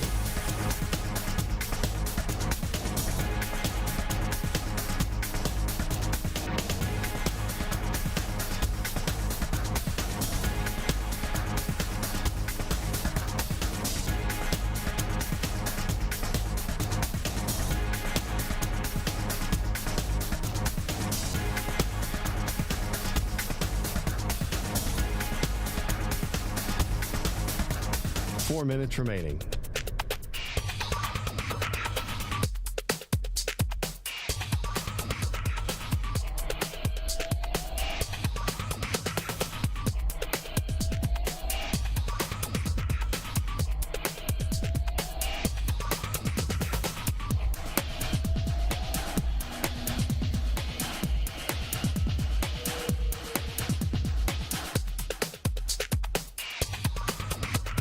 Three minutes, 30 seconds remaining.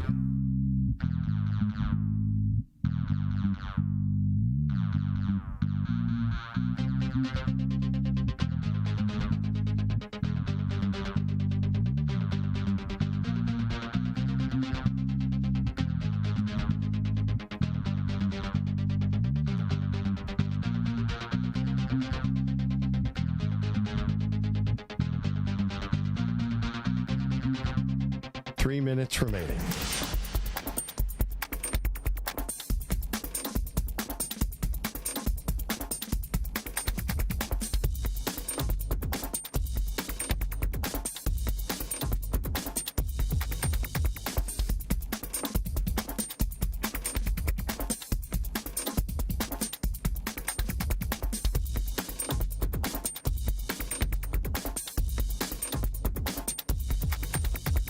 2 minutes, 30 seconds remaining.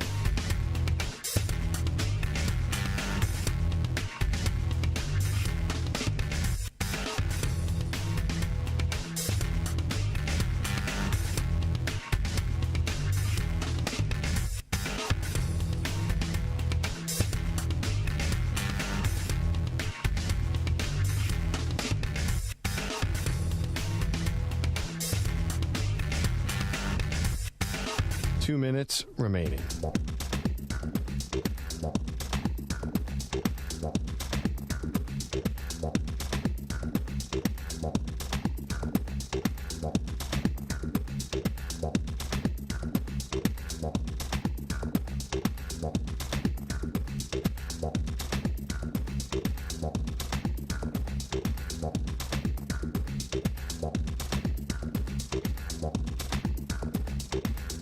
One minute, 30 seconds remaining.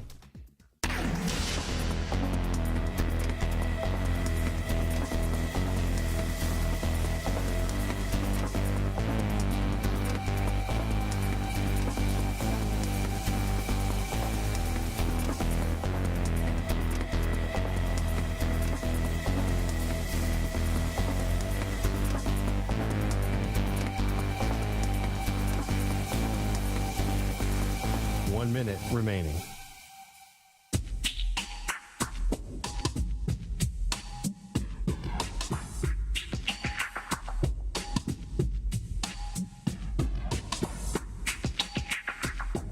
Forty-five seconds remaining.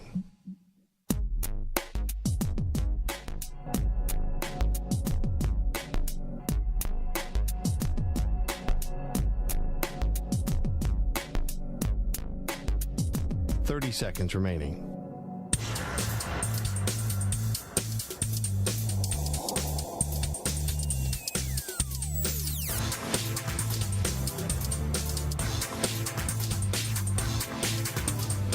Seconds.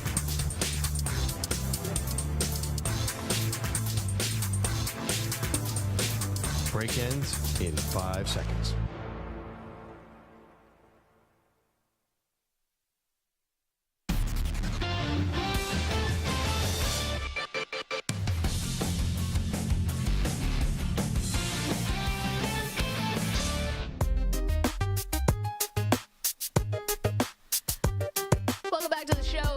Maggie and Perloff. We're across the country on CBS Sports Radio. We are streaming live, youtube.com/CBS Sports Radio. And if you're just tuning in, you missed Keith McPherson, who's sitting in for Perloff today, just regale us with his trials and tribulations as a former Lyft and Uber Eats driver. And man, it does not make you feel great about humanity. Let's get to something, as Keith is the evening and nighttime host at WFAN, something that is happening here in New York, but it's also of interest all across the country. And that's what the Giants are going to do with Daniel Jones and Saquon Barkley. Now, the latest is that Jones and the team are very far apart on a contract. Jones just switched agents. And so there's a possibility here, Keith, that along with Rodgers and Lamar and Derek Carr, and even go down to the Baker Mayfields or Ryan Tannehills or whatever, it's possible that Daniel Jones could end up in this mix if the team decides, hey, we want to franchise tag Saquon Barkley. If we can't get something done with Daniel Jones, I don't think it's out of the realm of possibility that Daniel Jones is playing somewhere else next season. It's out there now, especially because this $45 million number has been floated, and no one in their right mind can think that Daniel Jones, after one decent year, good year for him, right, but like in NFL quarterback standards, that's decent. You got a playoff win, pretty decent. No one thinks that he's actually going to command $45 million. But when you look at the situation, right, it is a new GM, new head coach. These guys are going to have to figure it out. I think they didn't want Daniel Jones, all right? Like not right away. He had to prove it. They didn't pick up his fifth-year option. Yep. He proved it. But now you're in a situation where Saquon also proved that he could carry the team for a while too. There's not enough money to go around. You got to figure it out. They got to finagle. They've got to get crafty with his contract, and they got to figure out whether you want to tag one of these guys or what. But they have time to do that, and I think Joe Schoen is a better GM than Dave Gettleman. Well, the bar wasn't very high. So I think he'll figure it out. And my thing with the Giants is their fans, and we were talking about this earlier, and I was talking about this last night. Man, they build this guy up to break him down, to build him back up, and tear him down again. Yeah. Daniel Jones, from the time he was drafted, and you saw all the viral videos of the reaction, and we spoke about where we were on draft night. Yeah. Giants fans were visibly upset over this pick. It was the story coming out of the draft that year in 2019, because I remember Peter King's column led with it, like on multiple occasions, and it was like, how did this quarterback from Duke get taken 6th overall when he was basically like not on anyone's radar to be taken that high? And it was a little bit of like, you know, what were Washington going to do and da-da-da. But I was at the official Giants draft party that night. And the official party, I mean, these are the Kool-Aid drinkers. And the Daniel Jones pick happened, and it was like the air came out of the room and everyone left, even though they had the 17th overall pick that same season and took Dexter Lawrence, who's like one of the foundational pieces now on the defense, and everyone was gone because they were so disheartened by the Jones pick. Yeah, they thought they were going to get Josh Allen, the DN from Kentucky, who we see with the Jaguars, because people were saying he's a gold jacket player. That was the thing about Josh Allen, right? He's going to be a Hall of Famer. You go Daniel Jones, there's viral videos of kids kicking and screaming, taking their Giants jerseys off and throwing them. And fast forward to where we are now. You know, this guy, he battled through all of that. New York is a tough place. Like, if I can make it there, like, that's a real thing. Mm-hmm. He's made it here. He's now throwing the football in Madison Square Garden at a Knicks game into the crowd. Like, he's beloved. But then he switches his representation from CAA to Athletes First, and the first thing they do is float out $45 million, and now all the fans are like, "Oh, he ain't that good." Oh, never mind now. He actually, you know, let's see what Derek Carr is worth. Which is funny because the Giants are not, you know, they're playing this negotiation as if they really want him. Like, they are, even if they're far apart. They're saying all the right things and doing all the right things. They're not bringing Derek Carr in for any kind of meetings. Like, they're not trying to make, like, muddy the waters or, like, make this a bad negotiation. But if it ends up coming down to money, and if Athletes First, the new agency has, there's a reason why he decided to switch. And that's because Athletes First told him, we're going to get you more money than CAA could have gotten you. And they're going to feel the pressure to deliver on that. Now, ultimately, Jones is his own man. He'll make the decision. But if he's going to try to chase every dollar, I don't know what other team out there is going to offer him this money. But you have a lot of quarterback-needy teams that I think will look and say, well, geez, do we want Baker Mayfield? No, we don't want to be caught when the musical chairs thing and be without a quarterback. And to be honest, this draft class, in terms of quarterbacks, at least right now, not really doing it for everybody. No immediate answers here. Bryce Young, okay, but if you want 6 feet, 185, and by the way, unless you're picking in the top 5, you're probably not getting him anyway.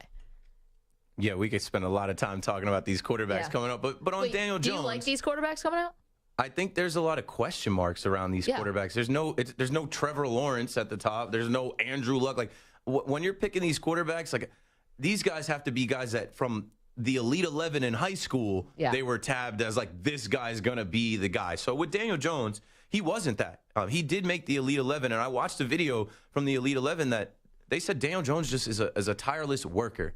And when you have that work ethic, it can make you more talented than you ever really imagined you were going to be, because you learn and you just keep showing up. And the biggest thing about him for me is that, you know, he does put in the work. When the rest of the team is going on vacations and another captain on the team, Xavier McKinney, breaks his hand in Mexico on an ATV, Daniel Jones is safe. He's at the football building. He's watching film. He's lifting. He's getting better. And the guys love him. And Tiki Barber is here, who played for the Giants, and he always has this quote. Tiki says, "No one loves you like your mama." And what he means is, no one's going to love you like the Giants love you. They picked you 6 overall. Yeah. They put a captaincy on you. You have made it through the ups and the downs with them. And finally this year you broke through, had a winning season, went to the playoffs. Brian Daboll and Mike Kafka want to run it back with this quarterback. They don't want to start over with a new guy. They don't want to pivot to Tyrod Taylor or, you know. But they don't want to pay him $45 million. I don't think they want to. They don't want to pay him $35 million. And Daniel Jones isn't a greedy type. He isn't a me type where he's going to demand 45, but he understands that he deserves a payday. Okay, you guys didn't pick up my 5th-year option. Right. Now I have the leverage. You're going to have to pay me good money. I will be back. I want a quarterback to team. This is the Giants. This is New York. but like you got to put respect on my name. I have to come away with some dollars. Like I have to be Danny Dollars, not Danny Dimes. I wonder what the number is he has in his mind, right? Because his agents clearly think they're going to deliver on some. I don't know if they would make a promise. I don't know an agent that would do that, but they definitely sold him on, we'll get you more. Meanwhile, we got Deshaun Watson all his money. We got Russell Wilson all his money. We can get you your money. 855-212-4CBS, 855-212-4227. Coming up, actually, in the chat, doing a little research, did some light Googling about our buddy Keith McPherson. Jeffrey Howell in the chat. Radio Keith facts. Number 3 quarterback in New Jersey coming out your senior year, Keith. Over 2,250 passing yards, 30 touchdowns over your sophomore and junior seasons. Look at that. Not true. That must be like a Photoshop or somebody memeing or trolling. It's like, damn, really? What are you doing here? I wasn't good enough to make it, but I went to school for radio and television. I knew I was good enough to figure that out. You knew you could talk about it. No, I just always get kind of like, there's so many guys that like live in the glory days of high school. And that seems like another lifetime for me. I always get kind of weird about talking about like how like good or whatever I was at football in high school because I didn't make it, and I did play with guys like Noshawn Moreno, and I did play with guys like I met Russell Wilson at UVA's football camp, and Joe Hayden and Myron Rolle and LaShawn McCoy. I saw what it took. I saw what it looked like to be an NFL football player, and I was not that. But in high school, I was pretty good. In Pop Warner, I might have been the best player in the country. While we're going down memory lane, let's stroll all the way back to Pop Warner. There we go. Allow me to get that dirt right off your shoulder there, Keith. Nice job. Keith McPherson is in for Perloff today. He's the evening host on WFAN, and his football past connected him and connects him to someone very interesting heading into next season. So we'll get to that in just a little bit. Not Noshawn Moreno so much. Where'd he go, Georgia? Yeah, he went to Middletown South High School. We played together in the Governor's Bowl, New York versus New Jersey All-Star game at West Point.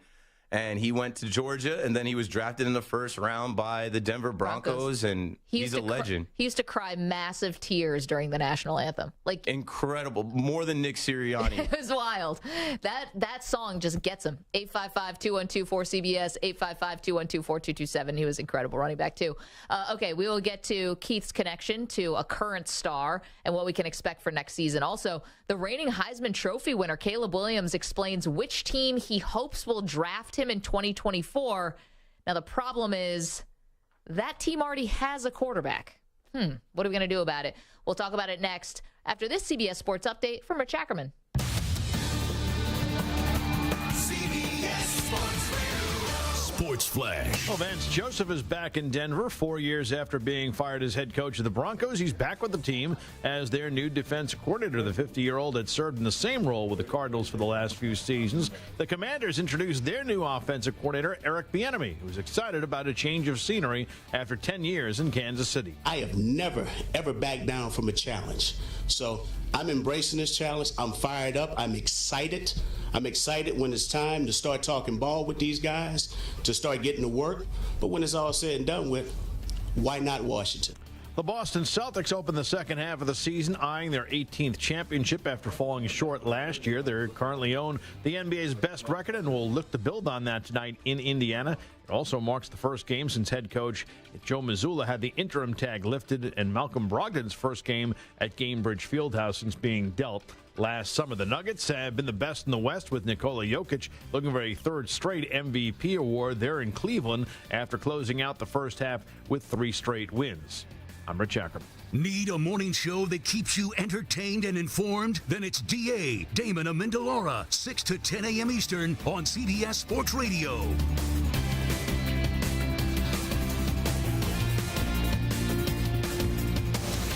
CBS Sports Radio.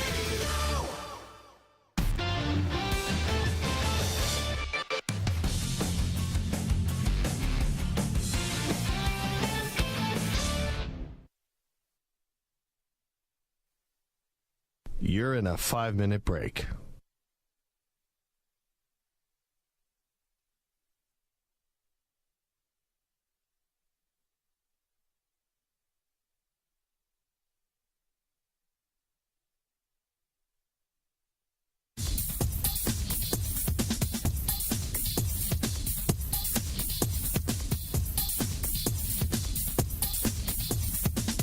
4 minutes, 30 seconds remaining.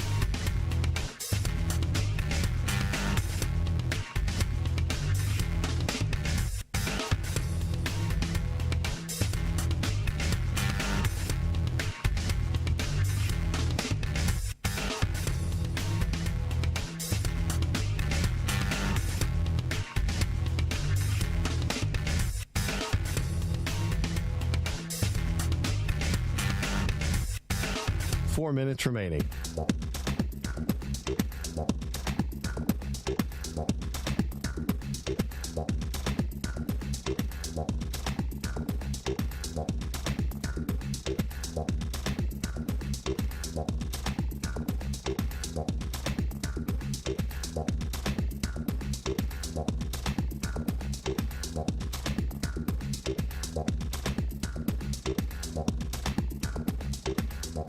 Three minutes, 30 seconds remaining.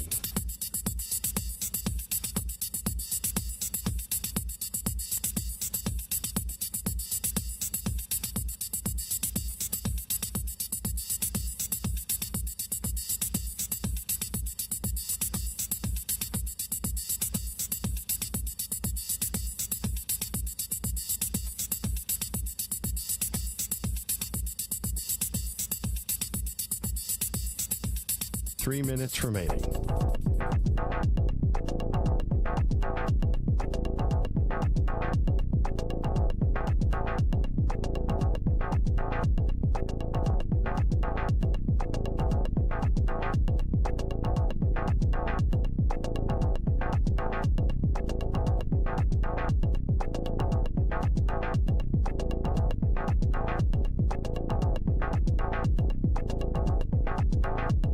Two minutes, 30 seconds remaining.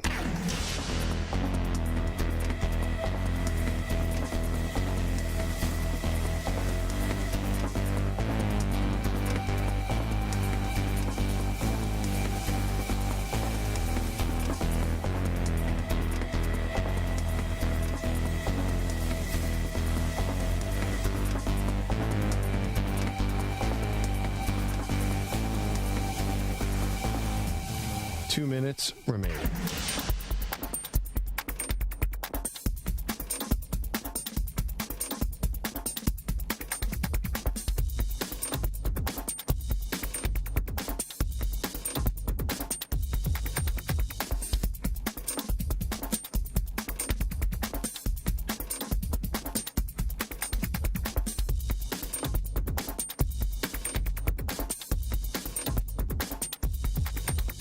One minute, 30 seconds remaining.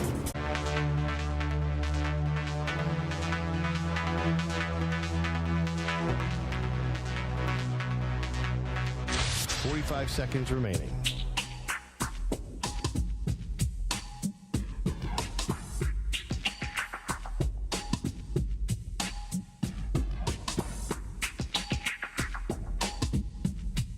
Thirty seconds remaining.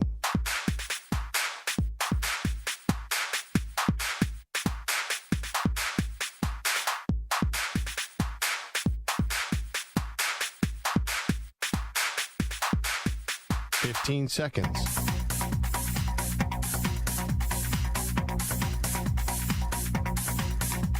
Break ends in 5 seconds.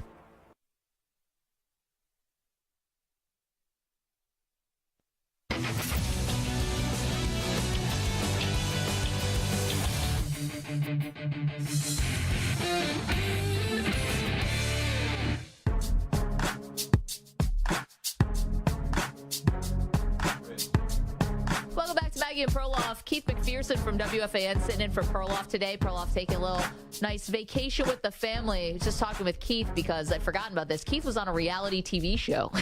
A really cool one, actually. It was a little, I don't know if it was before its time, but it was called MLB Fan Cave, where they put a bunch of young people in basically like the 8 strangers are picked to watch 2,430 Major League Baseball. Like, so I guess it was. You had to watch every game of the entire MLB season with a bunch of other strangers. Complete strangers. 8 of us. We each represented different teams. I was a Yankee fan. I've always been a Yankee fan. I was a Red Sox fan, a Mets fan, a Giants fan, a Dodgers fan, a White Sox fan, a Cubs fan, a Marlins fan, and we went out to Arizona for a casting call, kind of like a real world thing. Honestly, MTV casted us, and they used the formula for like real world to figure out, like, it was crazy. I remember I went and took this like personality test. Yeah. I don't know. Either way, I made it. Passed. Congrats. I made it, and I spent a season in New York watching every single game. And the TV show part of it wasn't like they should have done so much more. With the technology and the social media that we have now, it would have been so much better. But in 2014, MTV2 filmed a show called Off the Bat every Tuesday at the Fan Cave. And they would like cut to us like, and now the cave dwellers, hey, everybody, hey. But like, it wasn't like a real world where they followed them around. The whole premise of the Fan Cave is that, like, kind of like, the darkness retreat. Like, they're stuck here. Yeah, except for they're stuck here. The opposite of darkness, you were in the under ground. Lights, you were in the ground level of a place, like basically in one of the hippest parts of New York, basically like 2 or 3 blocks away from NYU's campus, are kind of like the old Tower Records building, yep. 692 Broadway, floor-to-ceiling windows. So really, we were like in a fishbowl. You were. People would walk by and bang on the windows. Homeless people would be staring, licking the windows, and we'd just be sitting there watching pitches. And you slept there. No, so that's the thing. They made it seem like we slept there, like they had couches and stuff set up. There was a basement for us, but I had a $4,500 apartment in Soho to myself. And they put you guys up in your own place? MLB paid for it. Yeah, they paid us $6,000 a month too to sit in there. It wasn't bad. It wasn't bad. Good job. It wasn't Keith. bad. Well, yeah, I mean, I would rah-rah and watch the Mets for $6,000 a month. That'd be amazing. Good job, Keith. Okay, so that was, if you're wondering, Keith, he looks familiar. I'm watching you, youtube.com/CBS Sports Radio, and I feel like I know that person from somewhere. Might have been the MLB Fan Cave. Okay, this one was kind of interesting. I'm not exactly sure. Maybe Samter, can you do a little work on this? Why was Caleb Williams, the Heisman Trophy winner, speaking to People magazine? Still not sure about that. But for whatever it's worth, he was talking to People, and he was asked, where would you like to be drafted to? Now, let's keep in mind, we all know this as sports fans, he's not eligible for this year's draft. It'd be for 2024. And Keith, he said he wants to get drafted to the Miami Dolphins. He said because of Tyreek Hill, Jalen Waddle, even Mike Gesicki. He really went down the depth chart quite a bit. Is Gesicki getting out of there? I don't know. He's on a contract here, right? Said he likes the coaches. Caleb Williams is from the D.C. area. He's not from Miami. There's not a connection there. And, oh, by the way, Tua's still the quarterback. They just took Tua 3 years ago, right? 4 now? No, 2020, 3 years ago. And he's the quarterback until further notice, we think. But here comes Caleb Williams, the reigning Heisman Trophy winner. And, oh, by the way, Tyreek Hill liked the post. Of course he did. Yeah. Tyreek's like, boop, endorsement. Caleb Williams knows right now that he's better than Tua. Caleb Williams knows after another football season, Tua might not be in so good of shape. And he's in L.A. He's trying to take the party straight from L.A. to South Beach. I mean, I get it from that point of view. But here's where I think is interesting. I'm with you about we don't know what Tua's future is going to be. I think Miami is actually in the market for a quarterback. They haven't revealed themselves yet. Like, they're not bringing in Derek Carr. They're not doing anything publicly. But as we learned, because they got Dr. Draft Pick, that's not how Miami operates. They're a little more behind the scenes on the yacht. But here's what I think is interesting about Caleb Williams saying this. Caleb Williams is going to be, when I say like the best prospect since, I mean, listen, Joe Burrow ended up becoming an incredible prospect, but he didn't have nearly the hype train that Caleb Williams is going to have. This is going to be like an Andrew Luck kind of thing, Trevor Lawrence kind of thing, where he's going to have a lot of power. And what I'm getting at here is if Caleb Williams really wants to be drafted by the Miami Dolphins, he actually could have enough power to pull an Eli Manning. Eli Manning did not want to go to the San Diego Chargers and made a power play to make sure that he ended up with the New York Giants as the top overall pick, even though San Diego had the number 1 pick that year. We don't know who's going to have the number 1 pick next year. But Keith, could Caleb Williams be so powerful that he could just say it is, who's going to tank this year to have the number 1 pick? Let's say it's maybe the Falcons. Say it's Atlanta. Could he say, you know what? I don't want to go to Atlanta, and I'm not going to Atlanta, and I'm actually going to wait, and I'm going to make sure that I'm taken by the Miami Dolphins. Eli Manning did, as I mentioned. You had, Jim Kelly didn't go right to the NFL. John Elway didn't go right to the NFL. Special guys have been able to do this, at least on the football side. I think Caleb Williams could have that kind of power. What do you think? Yeah, all of these college kids have power now. They're millionaires. They have NIL deals. Good point. Like, they're walking around like they're already pros. And Caleb Williams, they pretty much are. Yeah. Caleb Williams knows, hey, let me start planting the seeds for where I'd like to go. Like, I don't want to be drafted somewhere like, I don't know, Chicago or Houston or whatever. Like, I'm going to be one of the top guys coming out. Let me get ahead of this. Let me already plant the seeds for a place like Miami. I think he just wants to be in like a warm weather, nice city. Doesn't matter who the quarterback is. And it's crazy where we are now. You hear guys like Kyrie Irving coming out and talking about, like, since when is it bad to make a right business decision for yourself? Every employer, you're not going to get along. Like, yeah, okay, Kyrie, you just had a mood swing at the time and you blew up the whole team. But, like, there is something to be said about the player empowerment movement, not just in the NBA, but, like, all of these guys want the power to play where they're going to be happiest, where they want to be, and not waste any time in their career. And listen, I mean, again, Eli Manning was a little different, right? I mean, Eli was a very good college player. He was a very great college player, but without maybe some help from Archie and the fact that Peyton was already a success, like, could that have been as easy? I don't know. You had to go through some really awkward. I mean, go back and watch an Eli Manning interview from, like, the pre-draft process. It is cringe. Like, you can't even watch it with it's so bad. But Caleb Williams, you're right. Like, he's a product of NIL. He does understand what his worth is, and he might just say, listen, I'm not going to New Orleans. I'm not going to Atlanta. I'm not going to whoever. I really want to go to Miami. It's going to be fascinating. I thought Trevor Lawrence might have had a chance to do that if he didn't want to go. Say the Jets did get the number one pick if he didn't want to go to New York. But obviously that never became the case, and he's in Jacksonville, and they made the playoffs. And he's got Doug Peterson now and Calvin Ridley coming back, and I think he's going to take another step forward. Trevor Lawrence is a guy to look at up in those AFC ranks of the top quarterbacks. But, yeah, it's just a different time, especially with the quarterbacks and these young guys. They do have all the power. They do hold all the cards. And it seems like every year, the quarterbacks are drafted at the top, right? Now we're talking about a guy like Daniel Jones playing quarterback and $40 million next to his name. Like, that's ridiculous. But, like, these guys hold all the cards. The league is centered around the quarterback. They win MVPs. A guy like Patrick Mahomes has changed everything. I think that, like, everybody wants the next Pat Mahomes. Yeah. And a lot of people see Pat Mahomes and Caleb Williams. He even came out and said, yeah, I can do what Pat can do. No disrespect. Didn't mean it like that, but he basically said, like, I have that skill set. You look at a Jordan Love. Why did the Packers go get him? Right. Because people were comparing him to Patrick Mahomes. Oof. Yeah, I think he's a long way from I mean, Patty Mahomes any season of Pat that we've seen, but that made them make that move. We'll see when Jordan Love eventually plays, but yeah, that's where we're at with these quarterbacks and really just all of these athletes. We haven't mentioned it yet, but LeBron James Jr. Yep, Bronny's that kid owns the world already because of his dad. And you mentioned the Manning family; they're on Caesar Sportsbook. They did the Pro Bowl. They've got deals everywhere. Eli was able to force his way to the Giants because of the cachet, because of, like, the Manning name. Well, Arch is coming. Don't worry, Keith. When Arch is ready. How could I forget about the next one in line?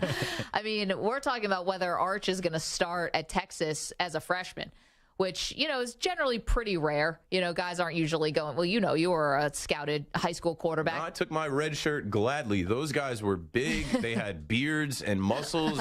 When I was a freshman, I'm like, I can't play at this level. And so, but Arch is not your average recruit here. He's already given a boost to University of Texas in terms of other guys wanted to sign because of him. If anybody could say, listen, I'm starting day one, it could be Arch. Now, it might not be good for him. Like, you might just want to have Ewers still in there for another year. Ewers played well, and then have Arch take over, in a year. Yeah, maybe but two. It's changing things because people want to see him play. I know. And if it's close. He's the ticket item. Yeah, if it's close, if it's like there's not a huge gap between these guys, then we're going with the known commodity. We're going with the big name. Maggie's Purple Drink Chalice, again weighing in the chat today, was also a former Uber and Lyft driver, as Keith was telling us some fun/horror stories of being a former Lyft driver. He said the highest quantity of rides is around colleges, but not always the best tips. The best tips were usually from the airport, but those tips were often to a home where you won't find a rider. Yeah, be careful with those college kids puking in your car. I was thinking it. I wasn't going to say it. I proudly have never puked in an Uber. Little known fact about me. Coming up, the one thing no one is talking about when it comes to LeBron James. We're going to break that down next. It's Maggie and Perloff. Keith McPherson's in for Perloff today. Check us out, youtube.com/CBS Sports Radio.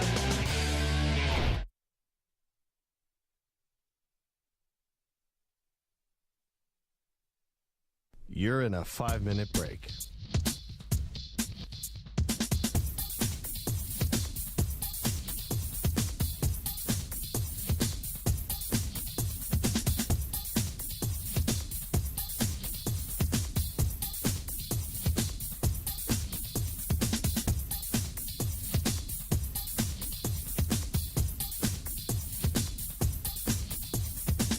Four minutes, 30 seconds remaining.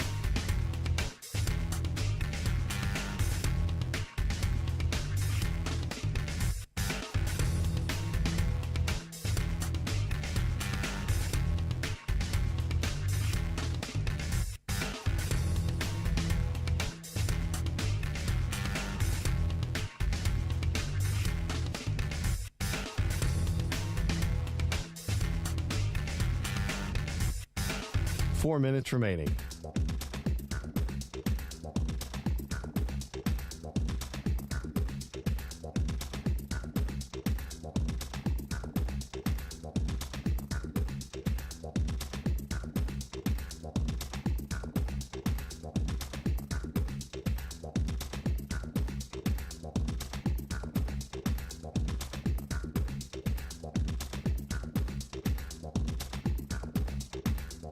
Three minutes, 30 seconds remaining.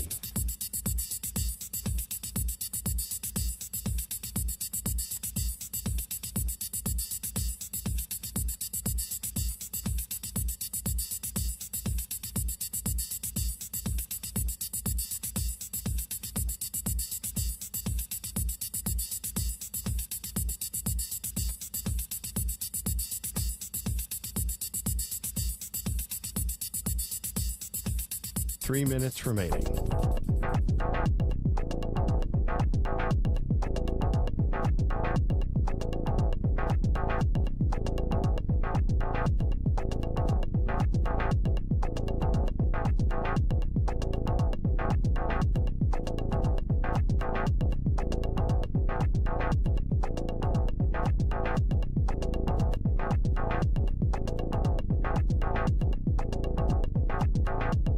Two minutes, 30 seconds remaining.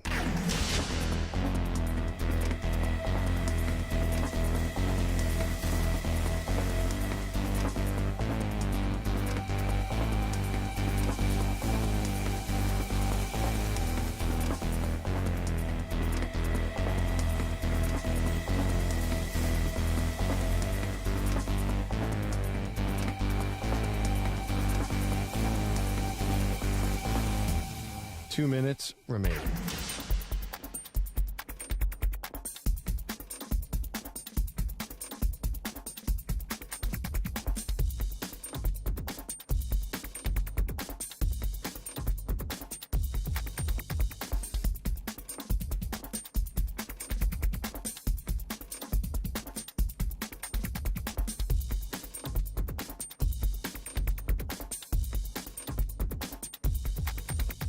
One minute, 30 seconds remaining.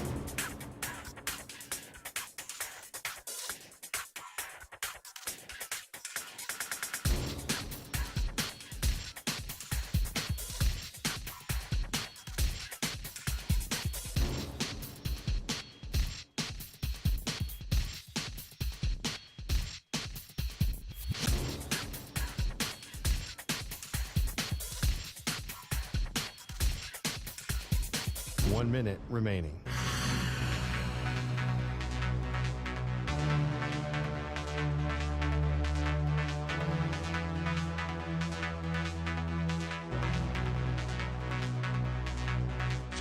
45 seconds remaining.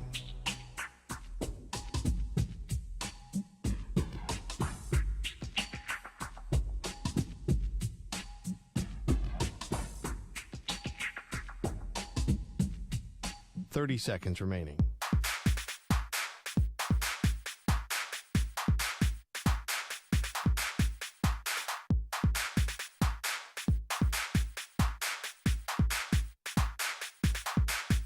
Fifteen seconds.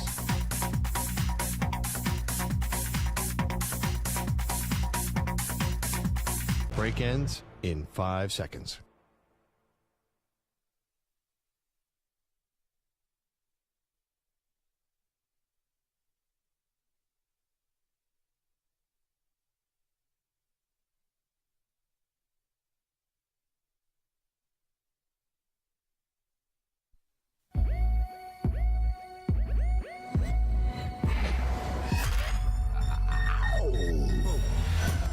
Like taking a whiz outside. It's freedom. Nature. Nature. Freedom. Yeah. You live in New York City. Nature what? Bathrooms are gross, but now the rest of us have to be around your outside wee-wee. I have to be honest. I've always wanted to live in the suburbs, just to have a backyard. Just to pee in? Yeah, that's great to pee near your own house. If you had the same equipment as us, Maggie, wouldn't you be tempted to go outside in the wind and just let it all go? Because when I was in high school, we used to go to parties in the woods. So I have peed outside before. Right, it's an art form. I can do this now. I'm like a Green Beret at this. Are you crazy? But not reveling in it. If there had been a bathroom, I would have gladly gone to that. Peeing in the woods was the last resort. And I think it's more fun for us. It's definitely more fun for you. They are Maggie and Perloff on CBS Sports Radio. What up, what up? It is Maggie and Perloff on this Thursday. Keith McPherson from WFAN sitting in for Perloff. Perloff gets a nice little mini vacation. He's with the family at a ski resort, even though Perloff does not ski. We'll get the full update from him on Monday. But Keith, good enough to sit in with us, and we got a lot going on. We've got Aaron Rodgers emerging from the darkness retreat that looked a little more like a lodge, like a spa lodge type of thing. We've got, of course, Lamar Jackson on the table today, where it looks like things are getting a little frayed between him and the Baltimore Ravens. We also have a news story that's just come across, and this is pretty hilarious. The Denver Broncos have made a new hire. Well, of course, not Sean Payton. We know that. We know Vance Joseph is heading back as the defensive coordinator, so we got all that news today. But they made another hire for a quarterback coach. You're thinking, all right, well, what savvy veteran person are they going to bring in for a quarterback coach? What grizzled vet? What old arm are we going to see is going to coach up Russell Wilson? 28-year-old Davis Webb is now the quarterback coach for the Denver Broncos. So 28-year-old Davis Webb is going to be like, what, giving pointers to Russell Wilson? He's going to be holding the clipboard. This show has, I jokingly said this in the chat, and just this show has come back to me in so many ways. I have stories about meeting Davis Webb and Russell Wilson. I think I already mentioned that I met Russell Wilson at the UVA football camp. I played quarterback in high school. I think he was a year younger than me. So if you've ever been to the UVA football camp, there's multiple fields, and then they have this one high up practice field where they put the top recruits. And I met Russell Wilson there, and he was super accurate. And also super quiet. I don't think he said a word. He just kept throwing the ball at guys. But Davis Webb, when I also was doing my Lyft Uber stuff, and I told you I worked at the restaurant, House of Q in Weehawken by the ferry, Davis Webb, when he was playing for either the Jets or Giants or one of them, he used to come in and eat at that barbecue restaurant. Really? And nobody knew who he was, but I'm like, that's Davis Webb. And he's just like, what's up, man? Great. So you're the fan who got to spot Davis Webb, who was pretty much buried behind Eli Manning first. Amani Toomer came in there. Yeah, I know Amani. And I forget who else, but I'm like, wow, Davis Webb gets to coach Russell Wilson. Good for him. He was just scoring touchdowns against the Eagles, and now he said he wanted to coach, and he's right away got a job. So even going back to when he was a player, Davis Webb was kind of known for having meticulous notes about coaching trees. So this was his thing. And now he's going to catch on to the Sean Payton coaching tree, which is not a bad place to be. So a 28-year-old Davis Webb is going to be coaching up a 33-year-old Russell Wilson, 34. Well, Russ isn't allowed to have his quarterback coach in the building anymore. Sean Payton said he didn't know anything about that, but we won't be doing any of that. So here you go. Meet Davis Webb. And Russell wasn't going to be like, this guy? I'm sorry, who? No, it'll be like, hey, remember any UVA camps that we might have attended together? All right, we've got to get to more pressing matters here, and that is the NBA resuming tonight. Can we hear a little of LeBron James, please?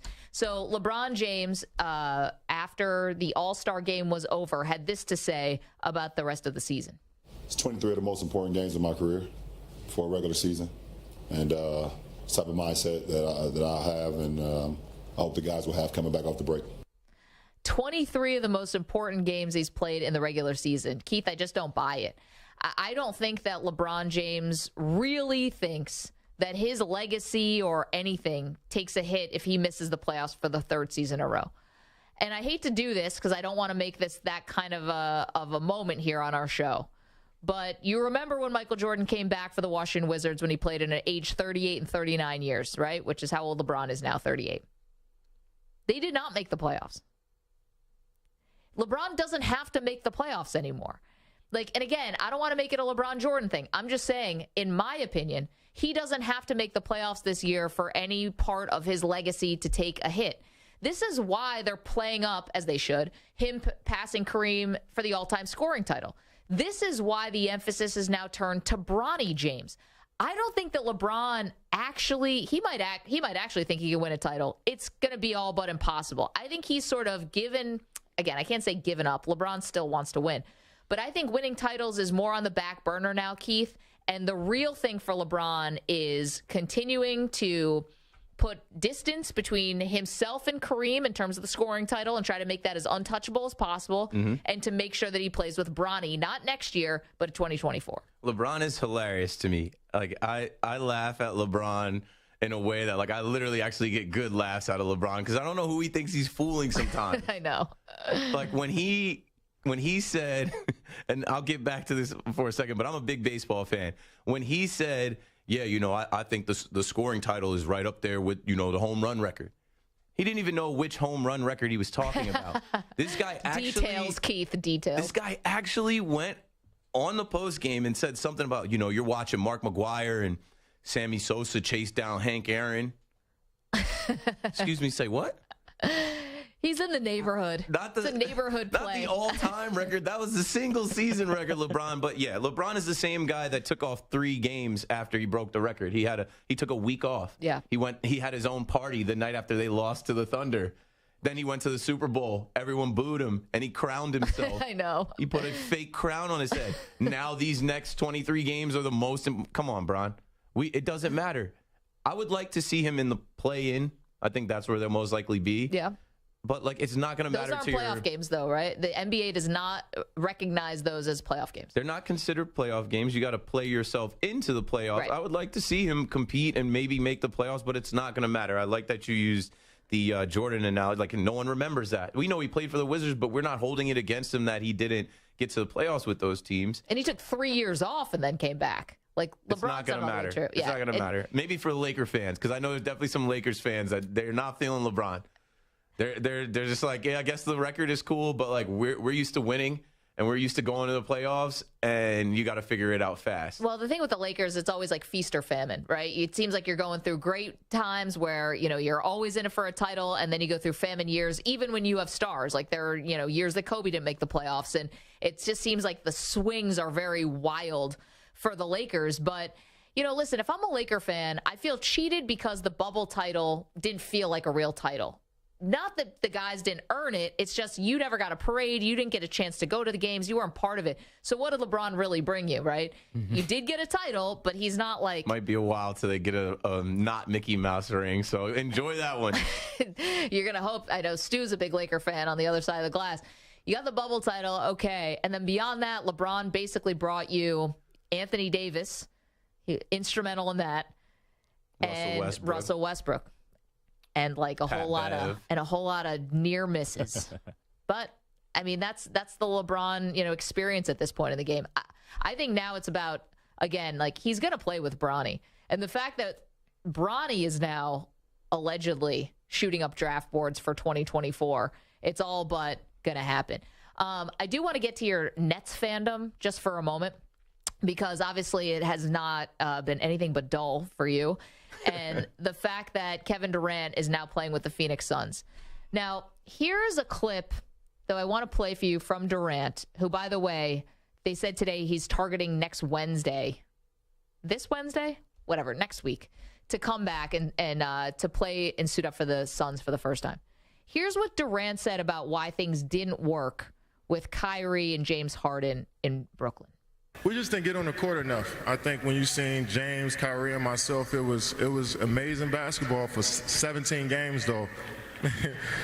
But you need, in order for you to win a championship and be a great team, you just need more time on the floor. Okay, so that's interesting about talking about those guys. But I'm looking at this more now about Phoenix and what they're thinking is going to happen here in this stretch run. You just said it was 17 games. It wasn't enough time to gel together.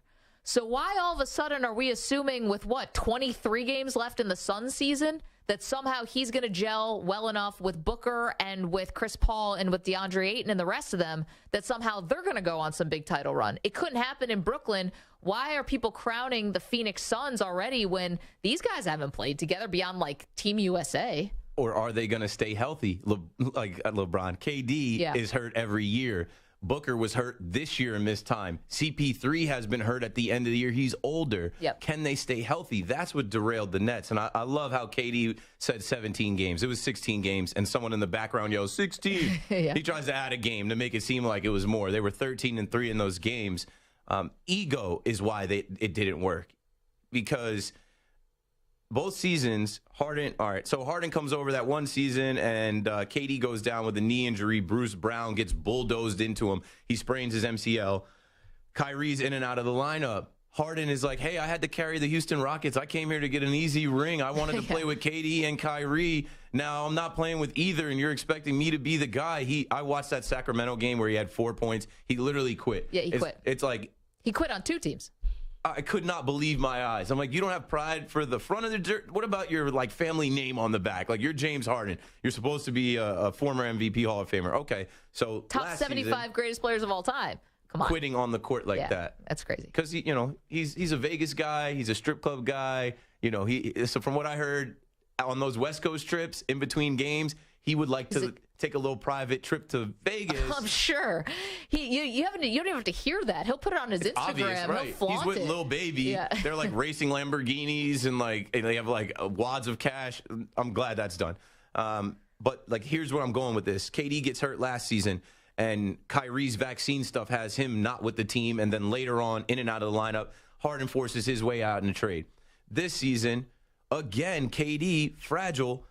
Yep. Jimmy Butler falls on his knee, sprains his MCL, so he goes out of the lineup. Kyrie has to become the guy he's carrying, and Kyrie is looking at a guy like Ben Simmons who misses 5 games with knee soreness after he gets hit in the eye, and people are like, where'd the knee come from? You got hit in the eye. Don't try to explain Ben Simmons. It's not explainable. He's just whatever. But he's a max contract player. Yeah. And Kyrie was looking for his next max contract deal with the Nets, and he's saying, hey, I'm leading the right way, and that's why Kyrie talks so much about my work ethic. Nobody sees what I do off the court. Kyrie, obviously, to be that good at basketball, we know you've put your 100,000 hours in if there's that much time. Yeah.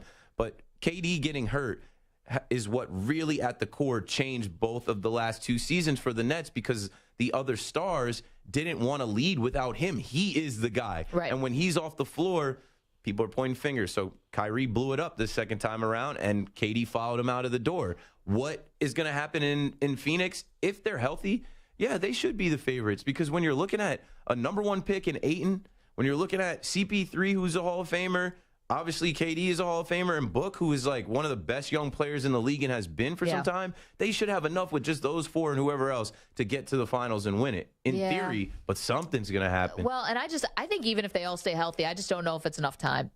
Our boss hosts a podcast called The Right to Ricky Sanchez, and they had Daryl Morey. It's the 76ers podcast, and they had Daryl Morey, the general manager of the Sixers, on, and he said he underestimated that it was going to how long it was going to take for Embiid and Harden to even gel.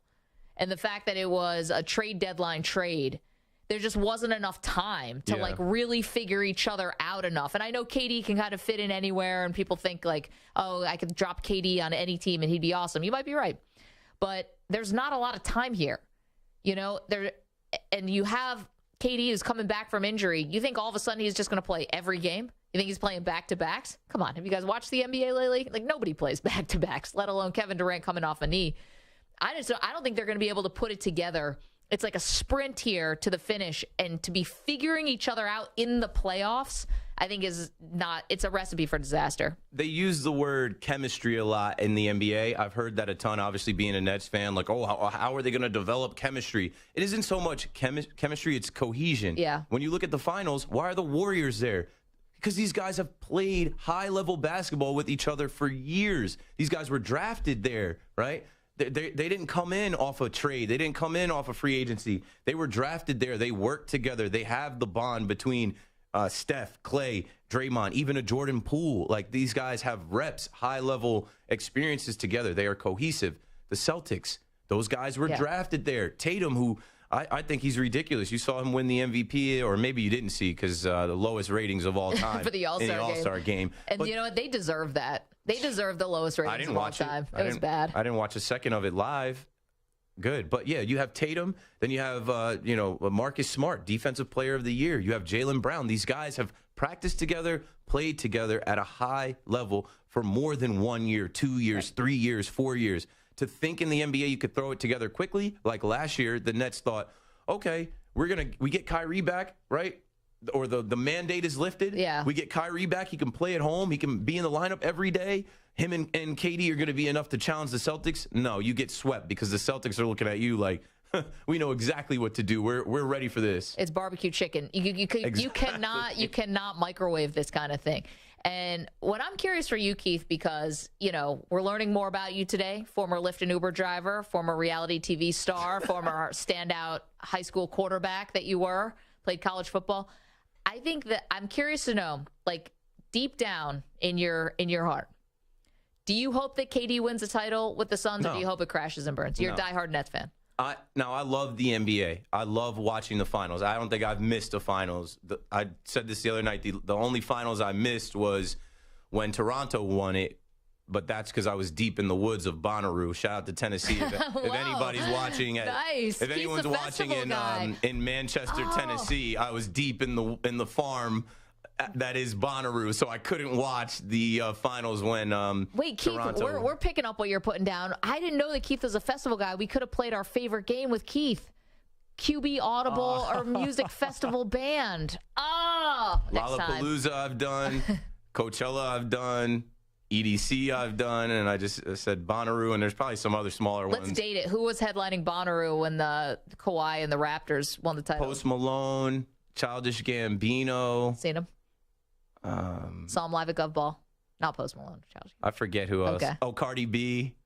Man, Bonnaroo's changed. This started off as a fish festival, by the way. No, it still is. It still is. I didn't know anything about fish, but I got a crash course. And by the end of Bonnaroo, they performed like every day, and I'm in the middle of this like, yeah, whatever.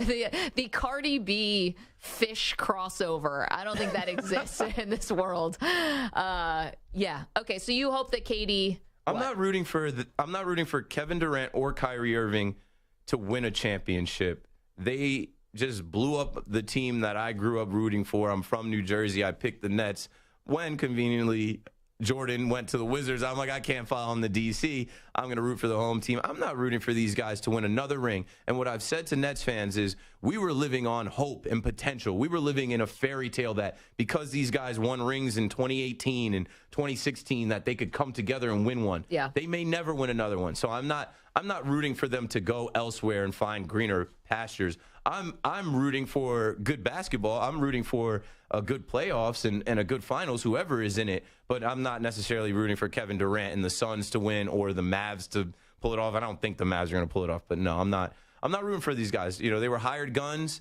and they kind of played the loyalty game of like Kyrie, like, oh, I'm from the area. You know, I got family here. And even KD embraced the whole Nets world thing, and he had his business here. But Now, they're gone now. I can't root for those guys. I root for the Nets. I root for the Brooklyn Nets. 855-212-4CBS, 855-212-4227. Keith McPherson in for Perloff today. We are across the country on CBS Sports Radio. Of course, we're on Sirius XM channel 158, the absolutely free Odyssey app. You want to download it, you can listen to us there. It's crystal clear. We're also streaming live, youtube.com/CBS Sports Radio. Coming up, of course, we'll take your phone calls. We're talking a lot of quarterbacks today, a lot of quarterback carousels in full effect. Also, a new Netflix series about quarterbacks is going to be released soon. We're going to tell you why this thing is all wrong. Get to that in just a moment. Don't move. More Maggie and Perloff with Keith McPherson from WFAN right here on CBS Sports Radio.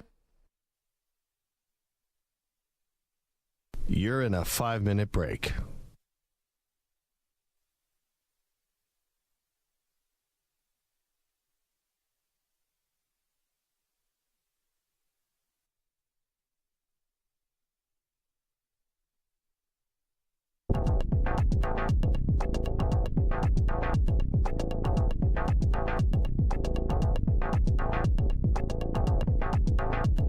Four minutes, 30 seconds remaining.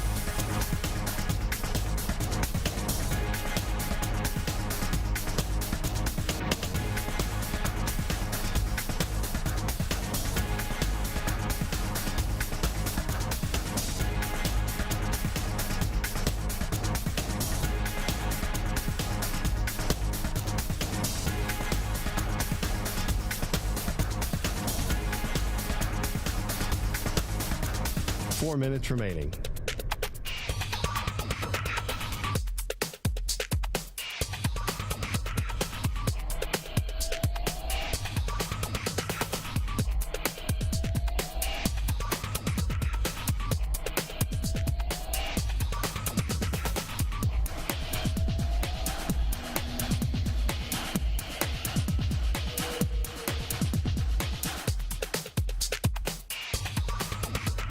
Three minutes, 30 seconds remaining.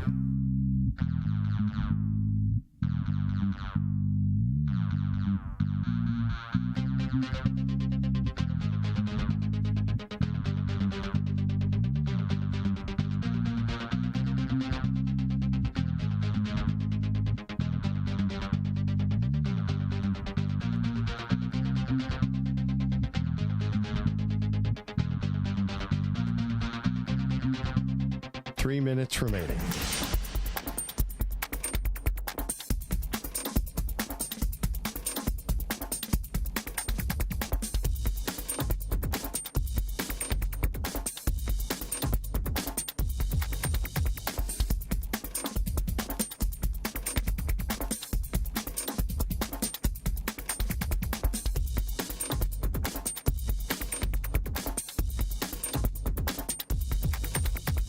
Two minutes, 30 seconds remaining.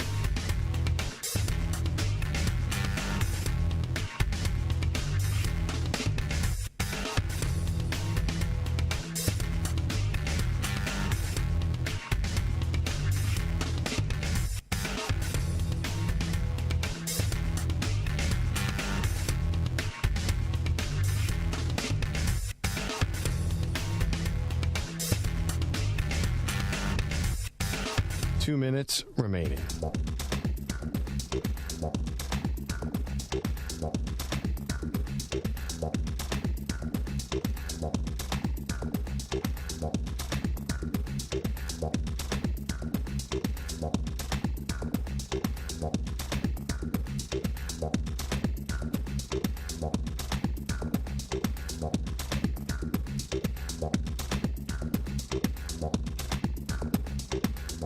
One minute, 30 seconds remaining.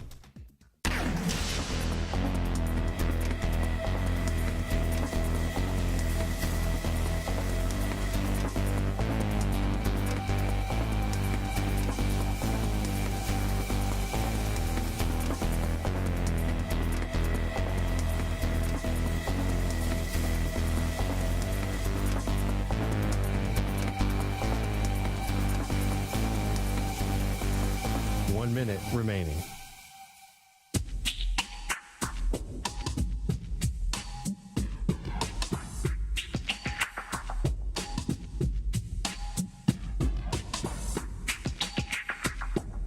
45 seconds remaining.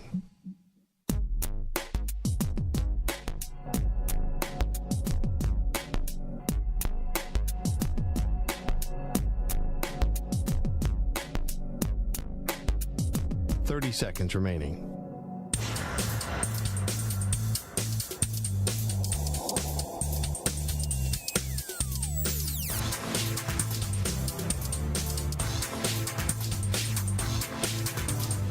Seconds.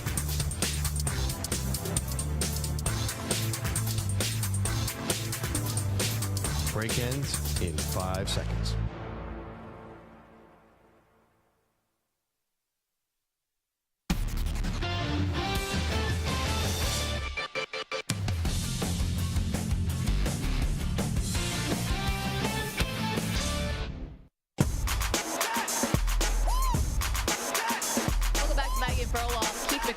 WFAN sitting in for Perloff today.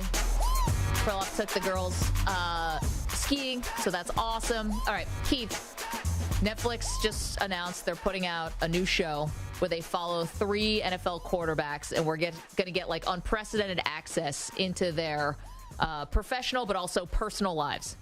So they've chosen Patrick Mahomes, Kirk Cousins, and Marcus Mariota. Which one of these two is not like the other? One person I'm extremely interested in. The other, no offense to Cousins or Mariota, but, you know, it's not exactly like greatest quarterback playing right now status. So who would you choose if you could pick, if you could direct Netflix and tell them, hey, I want unprecedented access to these 3 guys? Which quarterbacks would it be? Probably Aaron Rodgers, Derek Carr, and Daniel Jones. No, those are just the guys that are being talked about every single day. Patrick Mahomes is a home run. Patrick Mahomes, obviously, best quarterback in the league, best quarterback we've seen in a long time, and they're already saying he's GOAT Hall of Fame status. Although you're going to get a lot of Jackson, probably. Jackson Mahomes. Yeah, that's going to ruin it. You got to factor that in, you know? I can't with him just because it's like you have completely rode your brother's coattails into fame and TikTok fame, and like, man, imagine if your brother had your height and is like. I know Jackson is much taller. He's than like Patrick. a basketball player. I just think it's so funny where it's like Patrick Mahomes is up there after the Super Bowl. He's done all these incredible things, scoring drives, and all of a sudden here comes Jackson just like doing some crazy TikTok dance in the back. Got his phone out. That's ridiculous, bro. Like, why is every moment with your brother's success an opportunity for you to make a TikTok video? Okay, so who would I want outside of Mahomes? What quarterbacks do I think would be interesting? Jalen Hurts. I mean, just start there from the Super Bowl, and I would love to see more about how he prepares, how he lifts, what he's like, because it seems like guys like him. A.J. Brown came out a couple days ago and said, hey, ship me wherever you're sending him if you're not going to pay him. Yep.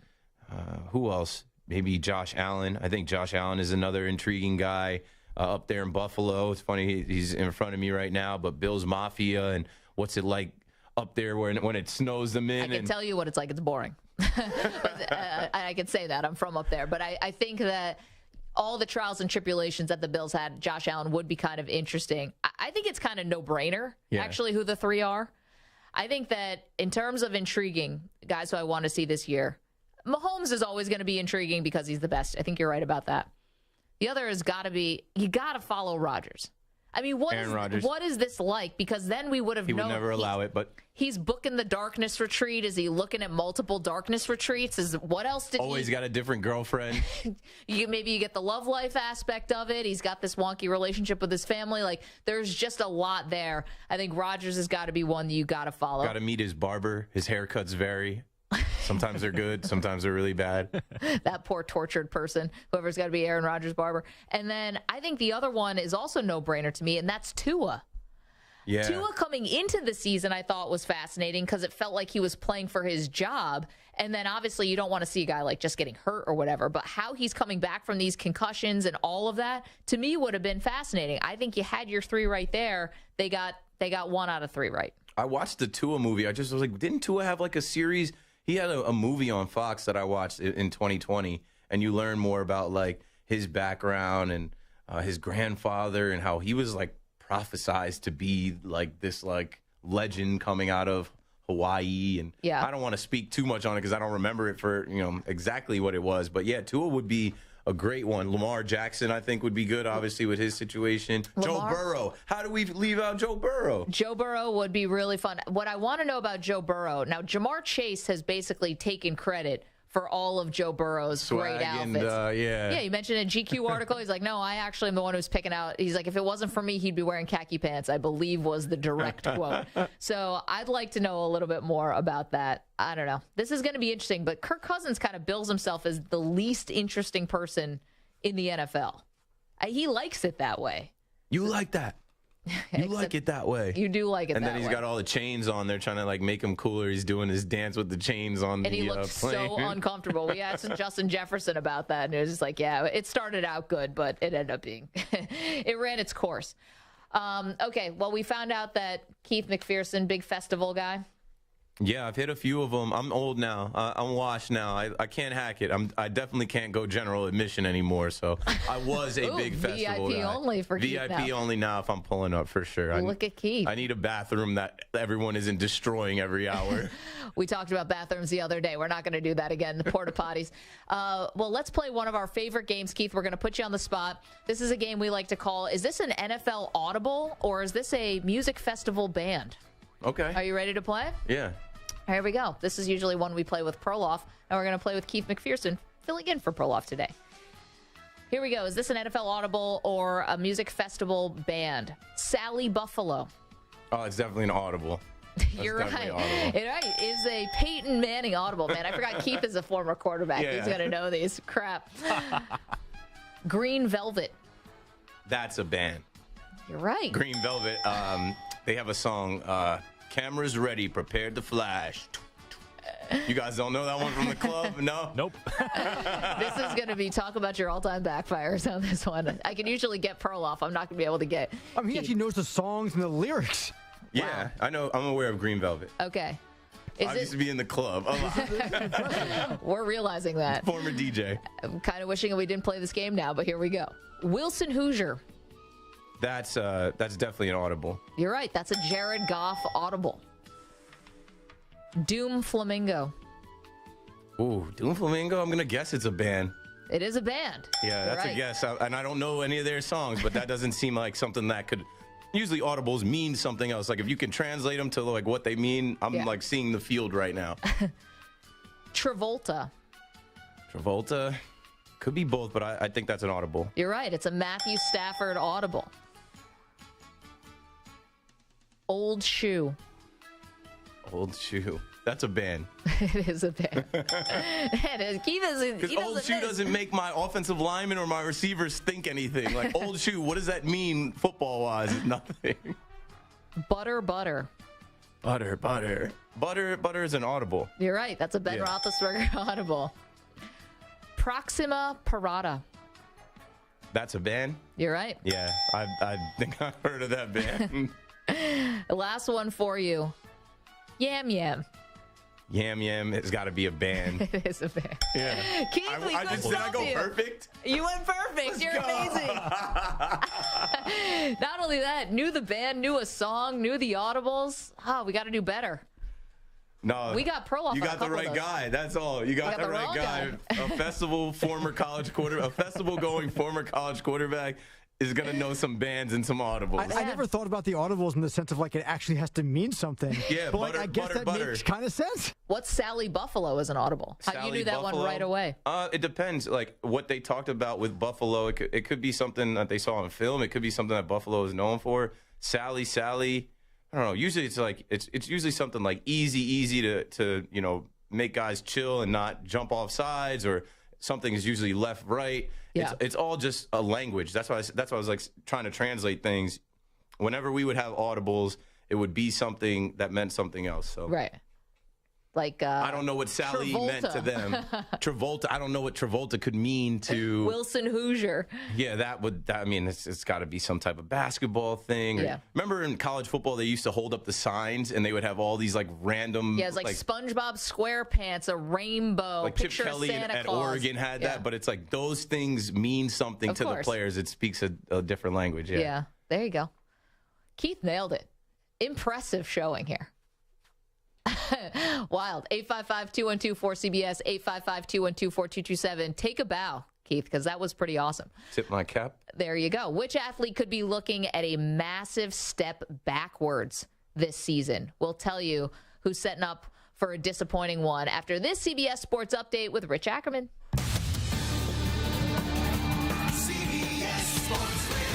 Sports Flash. It was a short stay for Bobby Wagner in L.A. The six-time All-Pro is leaving after one season, mutually parting ways with the Rams. The 32-year-old would still like to keep playing. Vance Joseph apparently doesn't hold any grudges. The former Broncos coach returns to Denver, this time as defensive coordinator under Sean Payton. He was fired as head coach after the 2018 season, his second in charge. Davis Webb is joining him on Payton's staff. He's done as a player and joining the Broncos as their new quarterbacks coach. He gives away 6 years, though, to the Broncos starter, Russell Wilson. The NBA's Western Conference will be interesting in the second half. The Nuggets currently sit in the top spot with a 5-game lead over Memphis, but the Clippers are healthy and added Russell Westbrook. And, of course, the Suns are lurking with Kevin Durant set to join the lineup next week. The Nuggets ended the first half with 3 straight wins and hope to pick up where they left off tonight in Cleveland, while the Kings will try to continue their terrific turnaround. They lead the Pacific and will take on the Blazers, while the Grizzlies, 5 games behind the Nuggets for the West lead, are in Philadelphia. The Sixers have won their last 4. I'm Rich Ackerman. Coming up later on the Zach Gelb Show, we continue the QB carousel, making stops in Duval and New Orleans. 6 p.m. Eastern, 3 Pacific.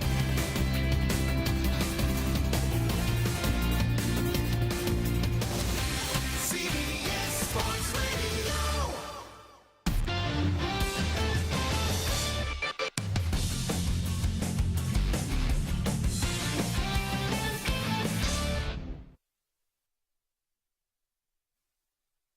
You're in a 5-minute break.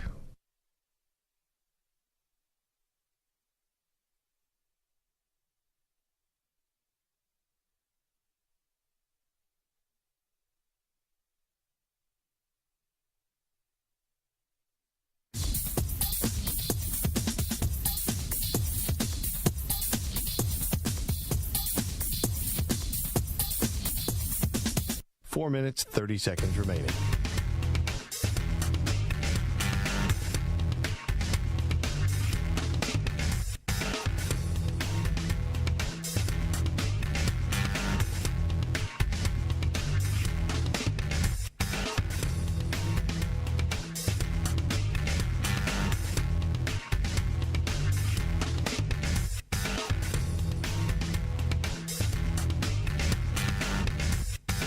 Four minutes remaining.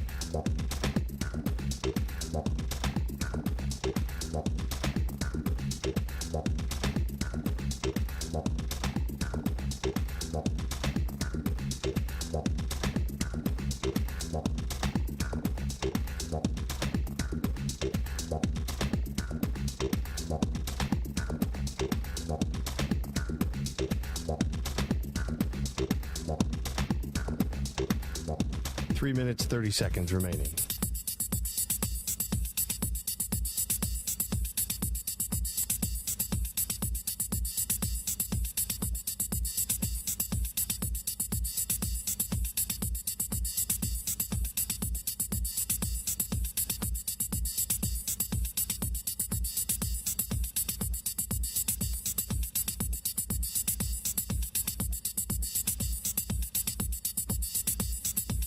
Three minutes remaining.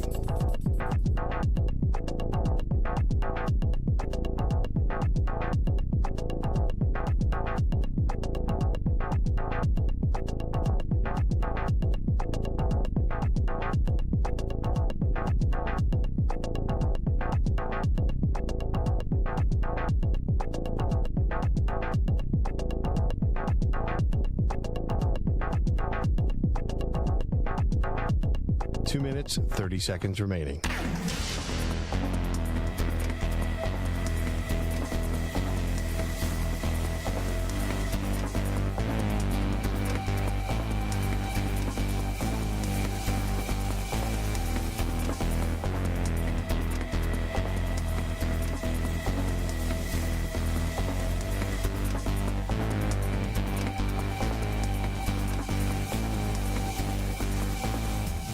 2 minutes remaining.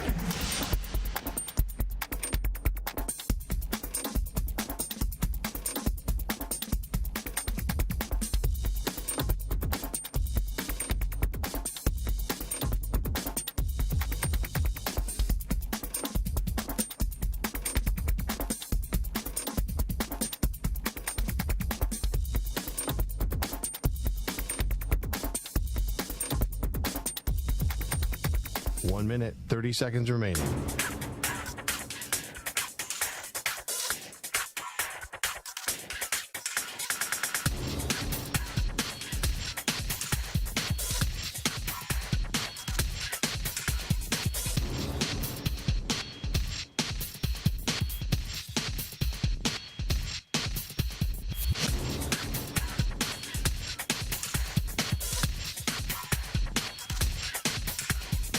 One minute remaining.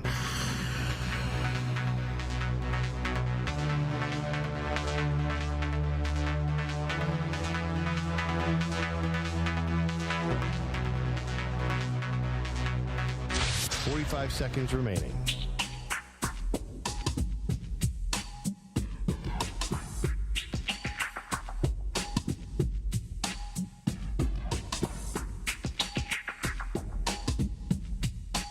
Seconds remaining.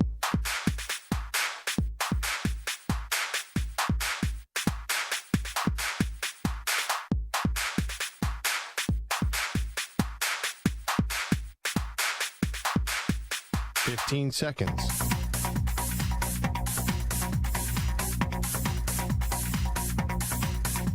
Break ends in 5 seconds.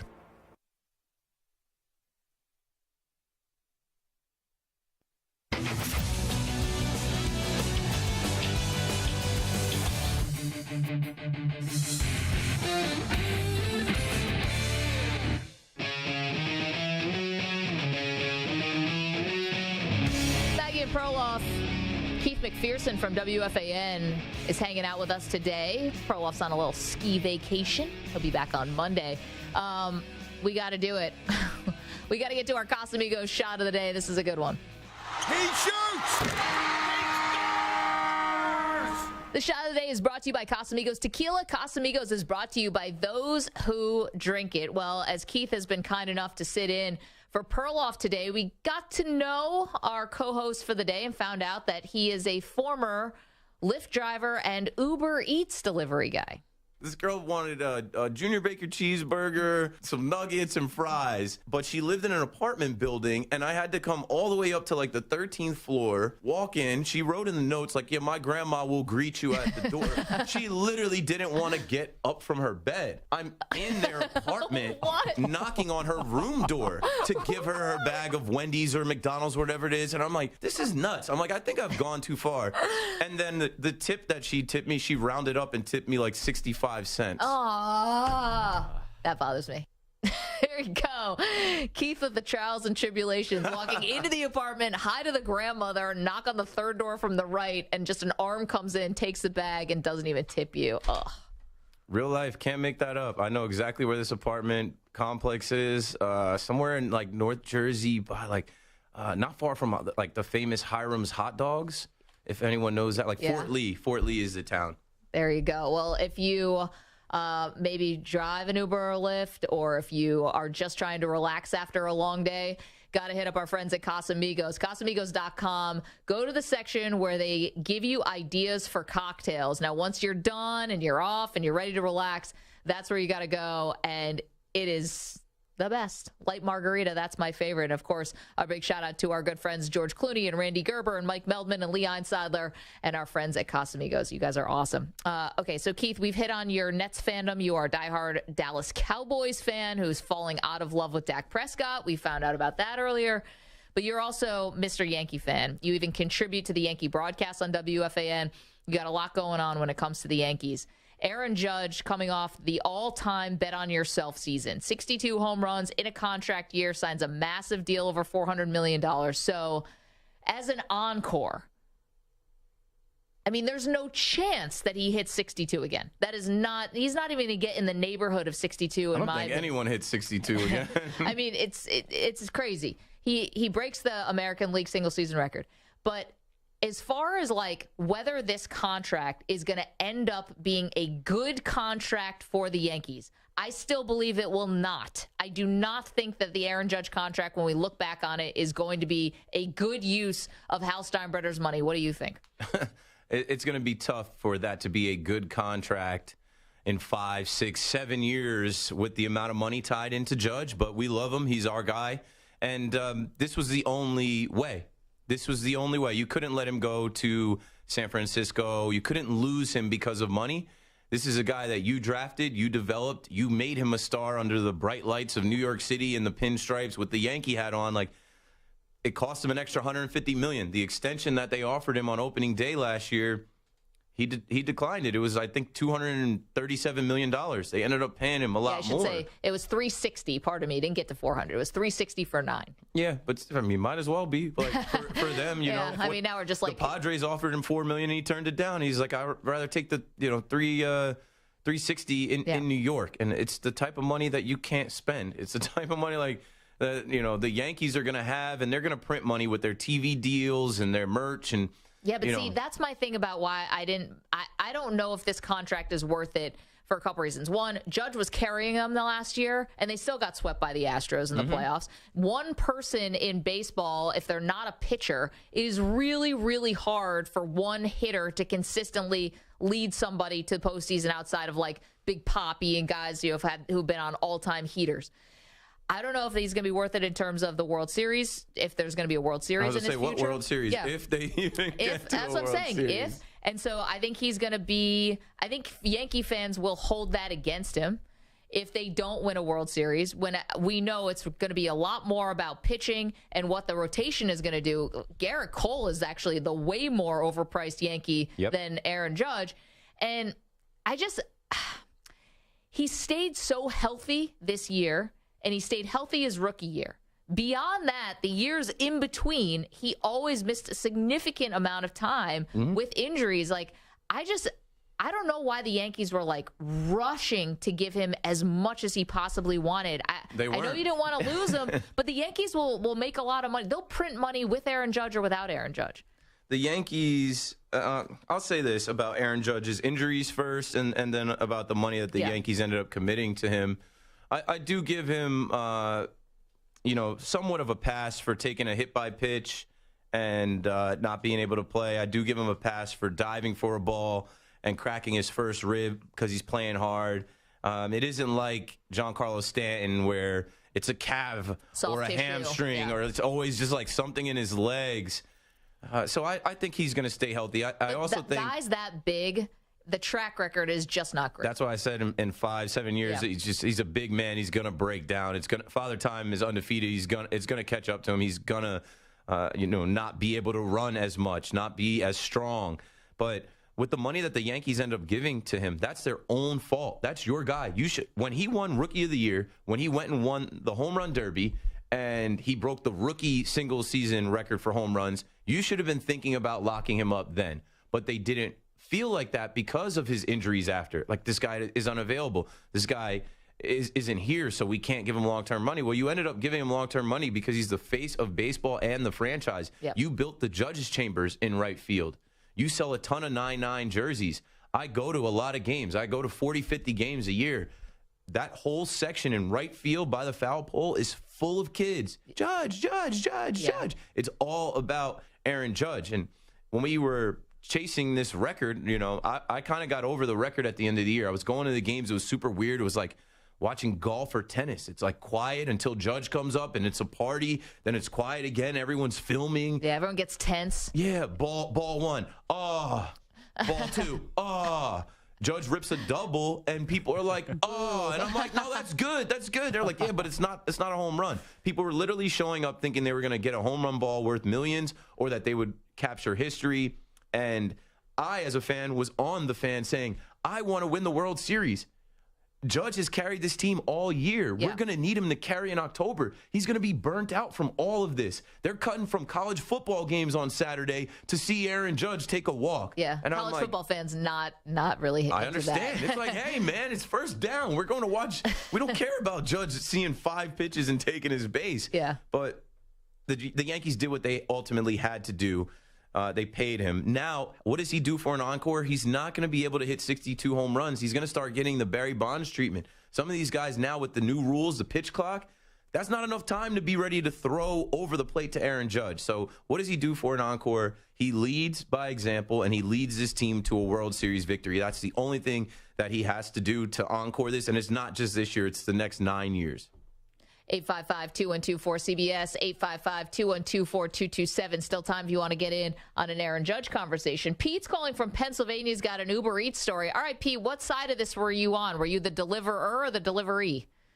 I was the deliverer. Okay. And I delivered McDonald's, and the person apparently was from out of town and didn't know Erie, Pennsylvania for anything. Okay. Had me delivered to a Domino's Pizza. Come to find out, he's nowhere to be found. So I called the number, and he was like trying to describe to me where he was, but he didn't know Erie. So I'm like, okay, look, I got your food. Can you see anything, any landmarks and stuff? And so he called. There was like this Tap 6 bar house that he saw the sign. He was staying like 8 blocks away, and I was just like, oh my God. And then I got there and I'm like, wait, okay, dude, where are you? I had to call him again, and he's like, I gave you the sign. Like, where are you? I'm right on the corner. Just come out and, like, wave your hand or something.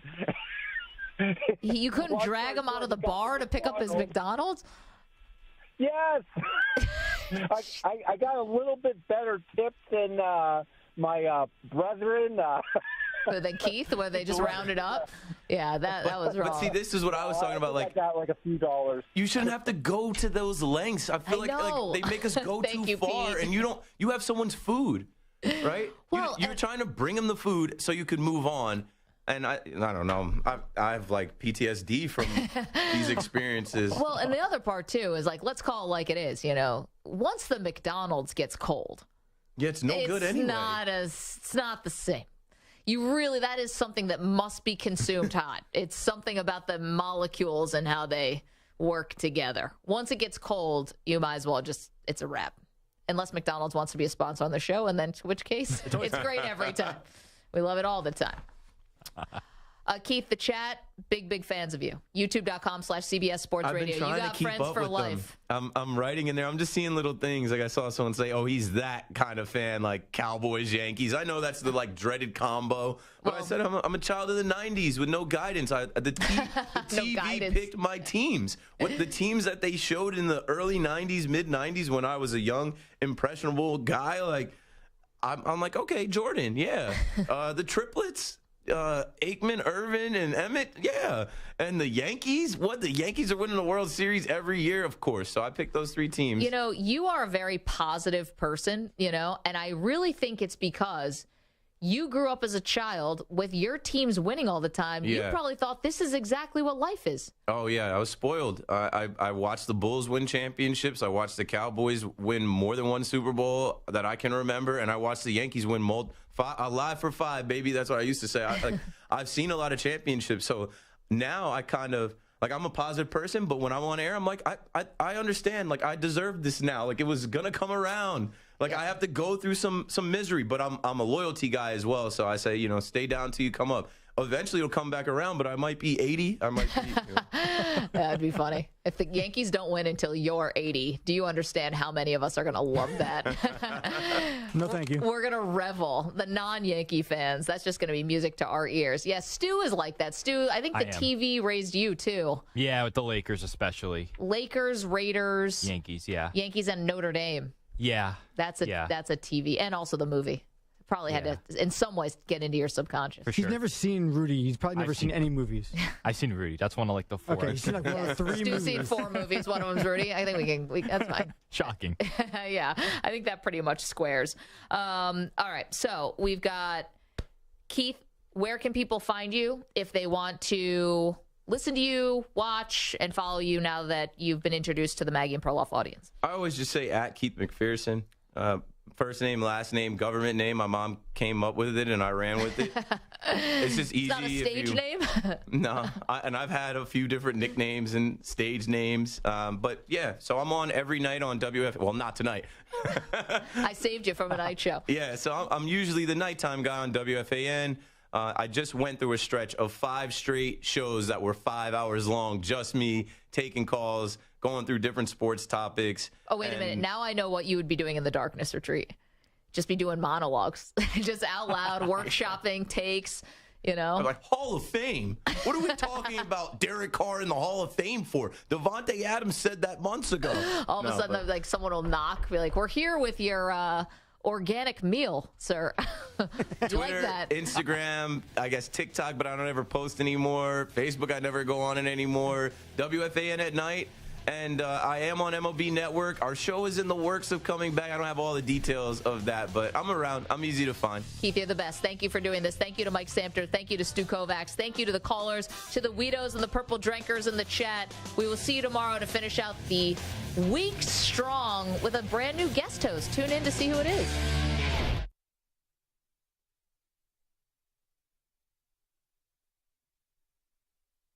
You're in a 5-minute break.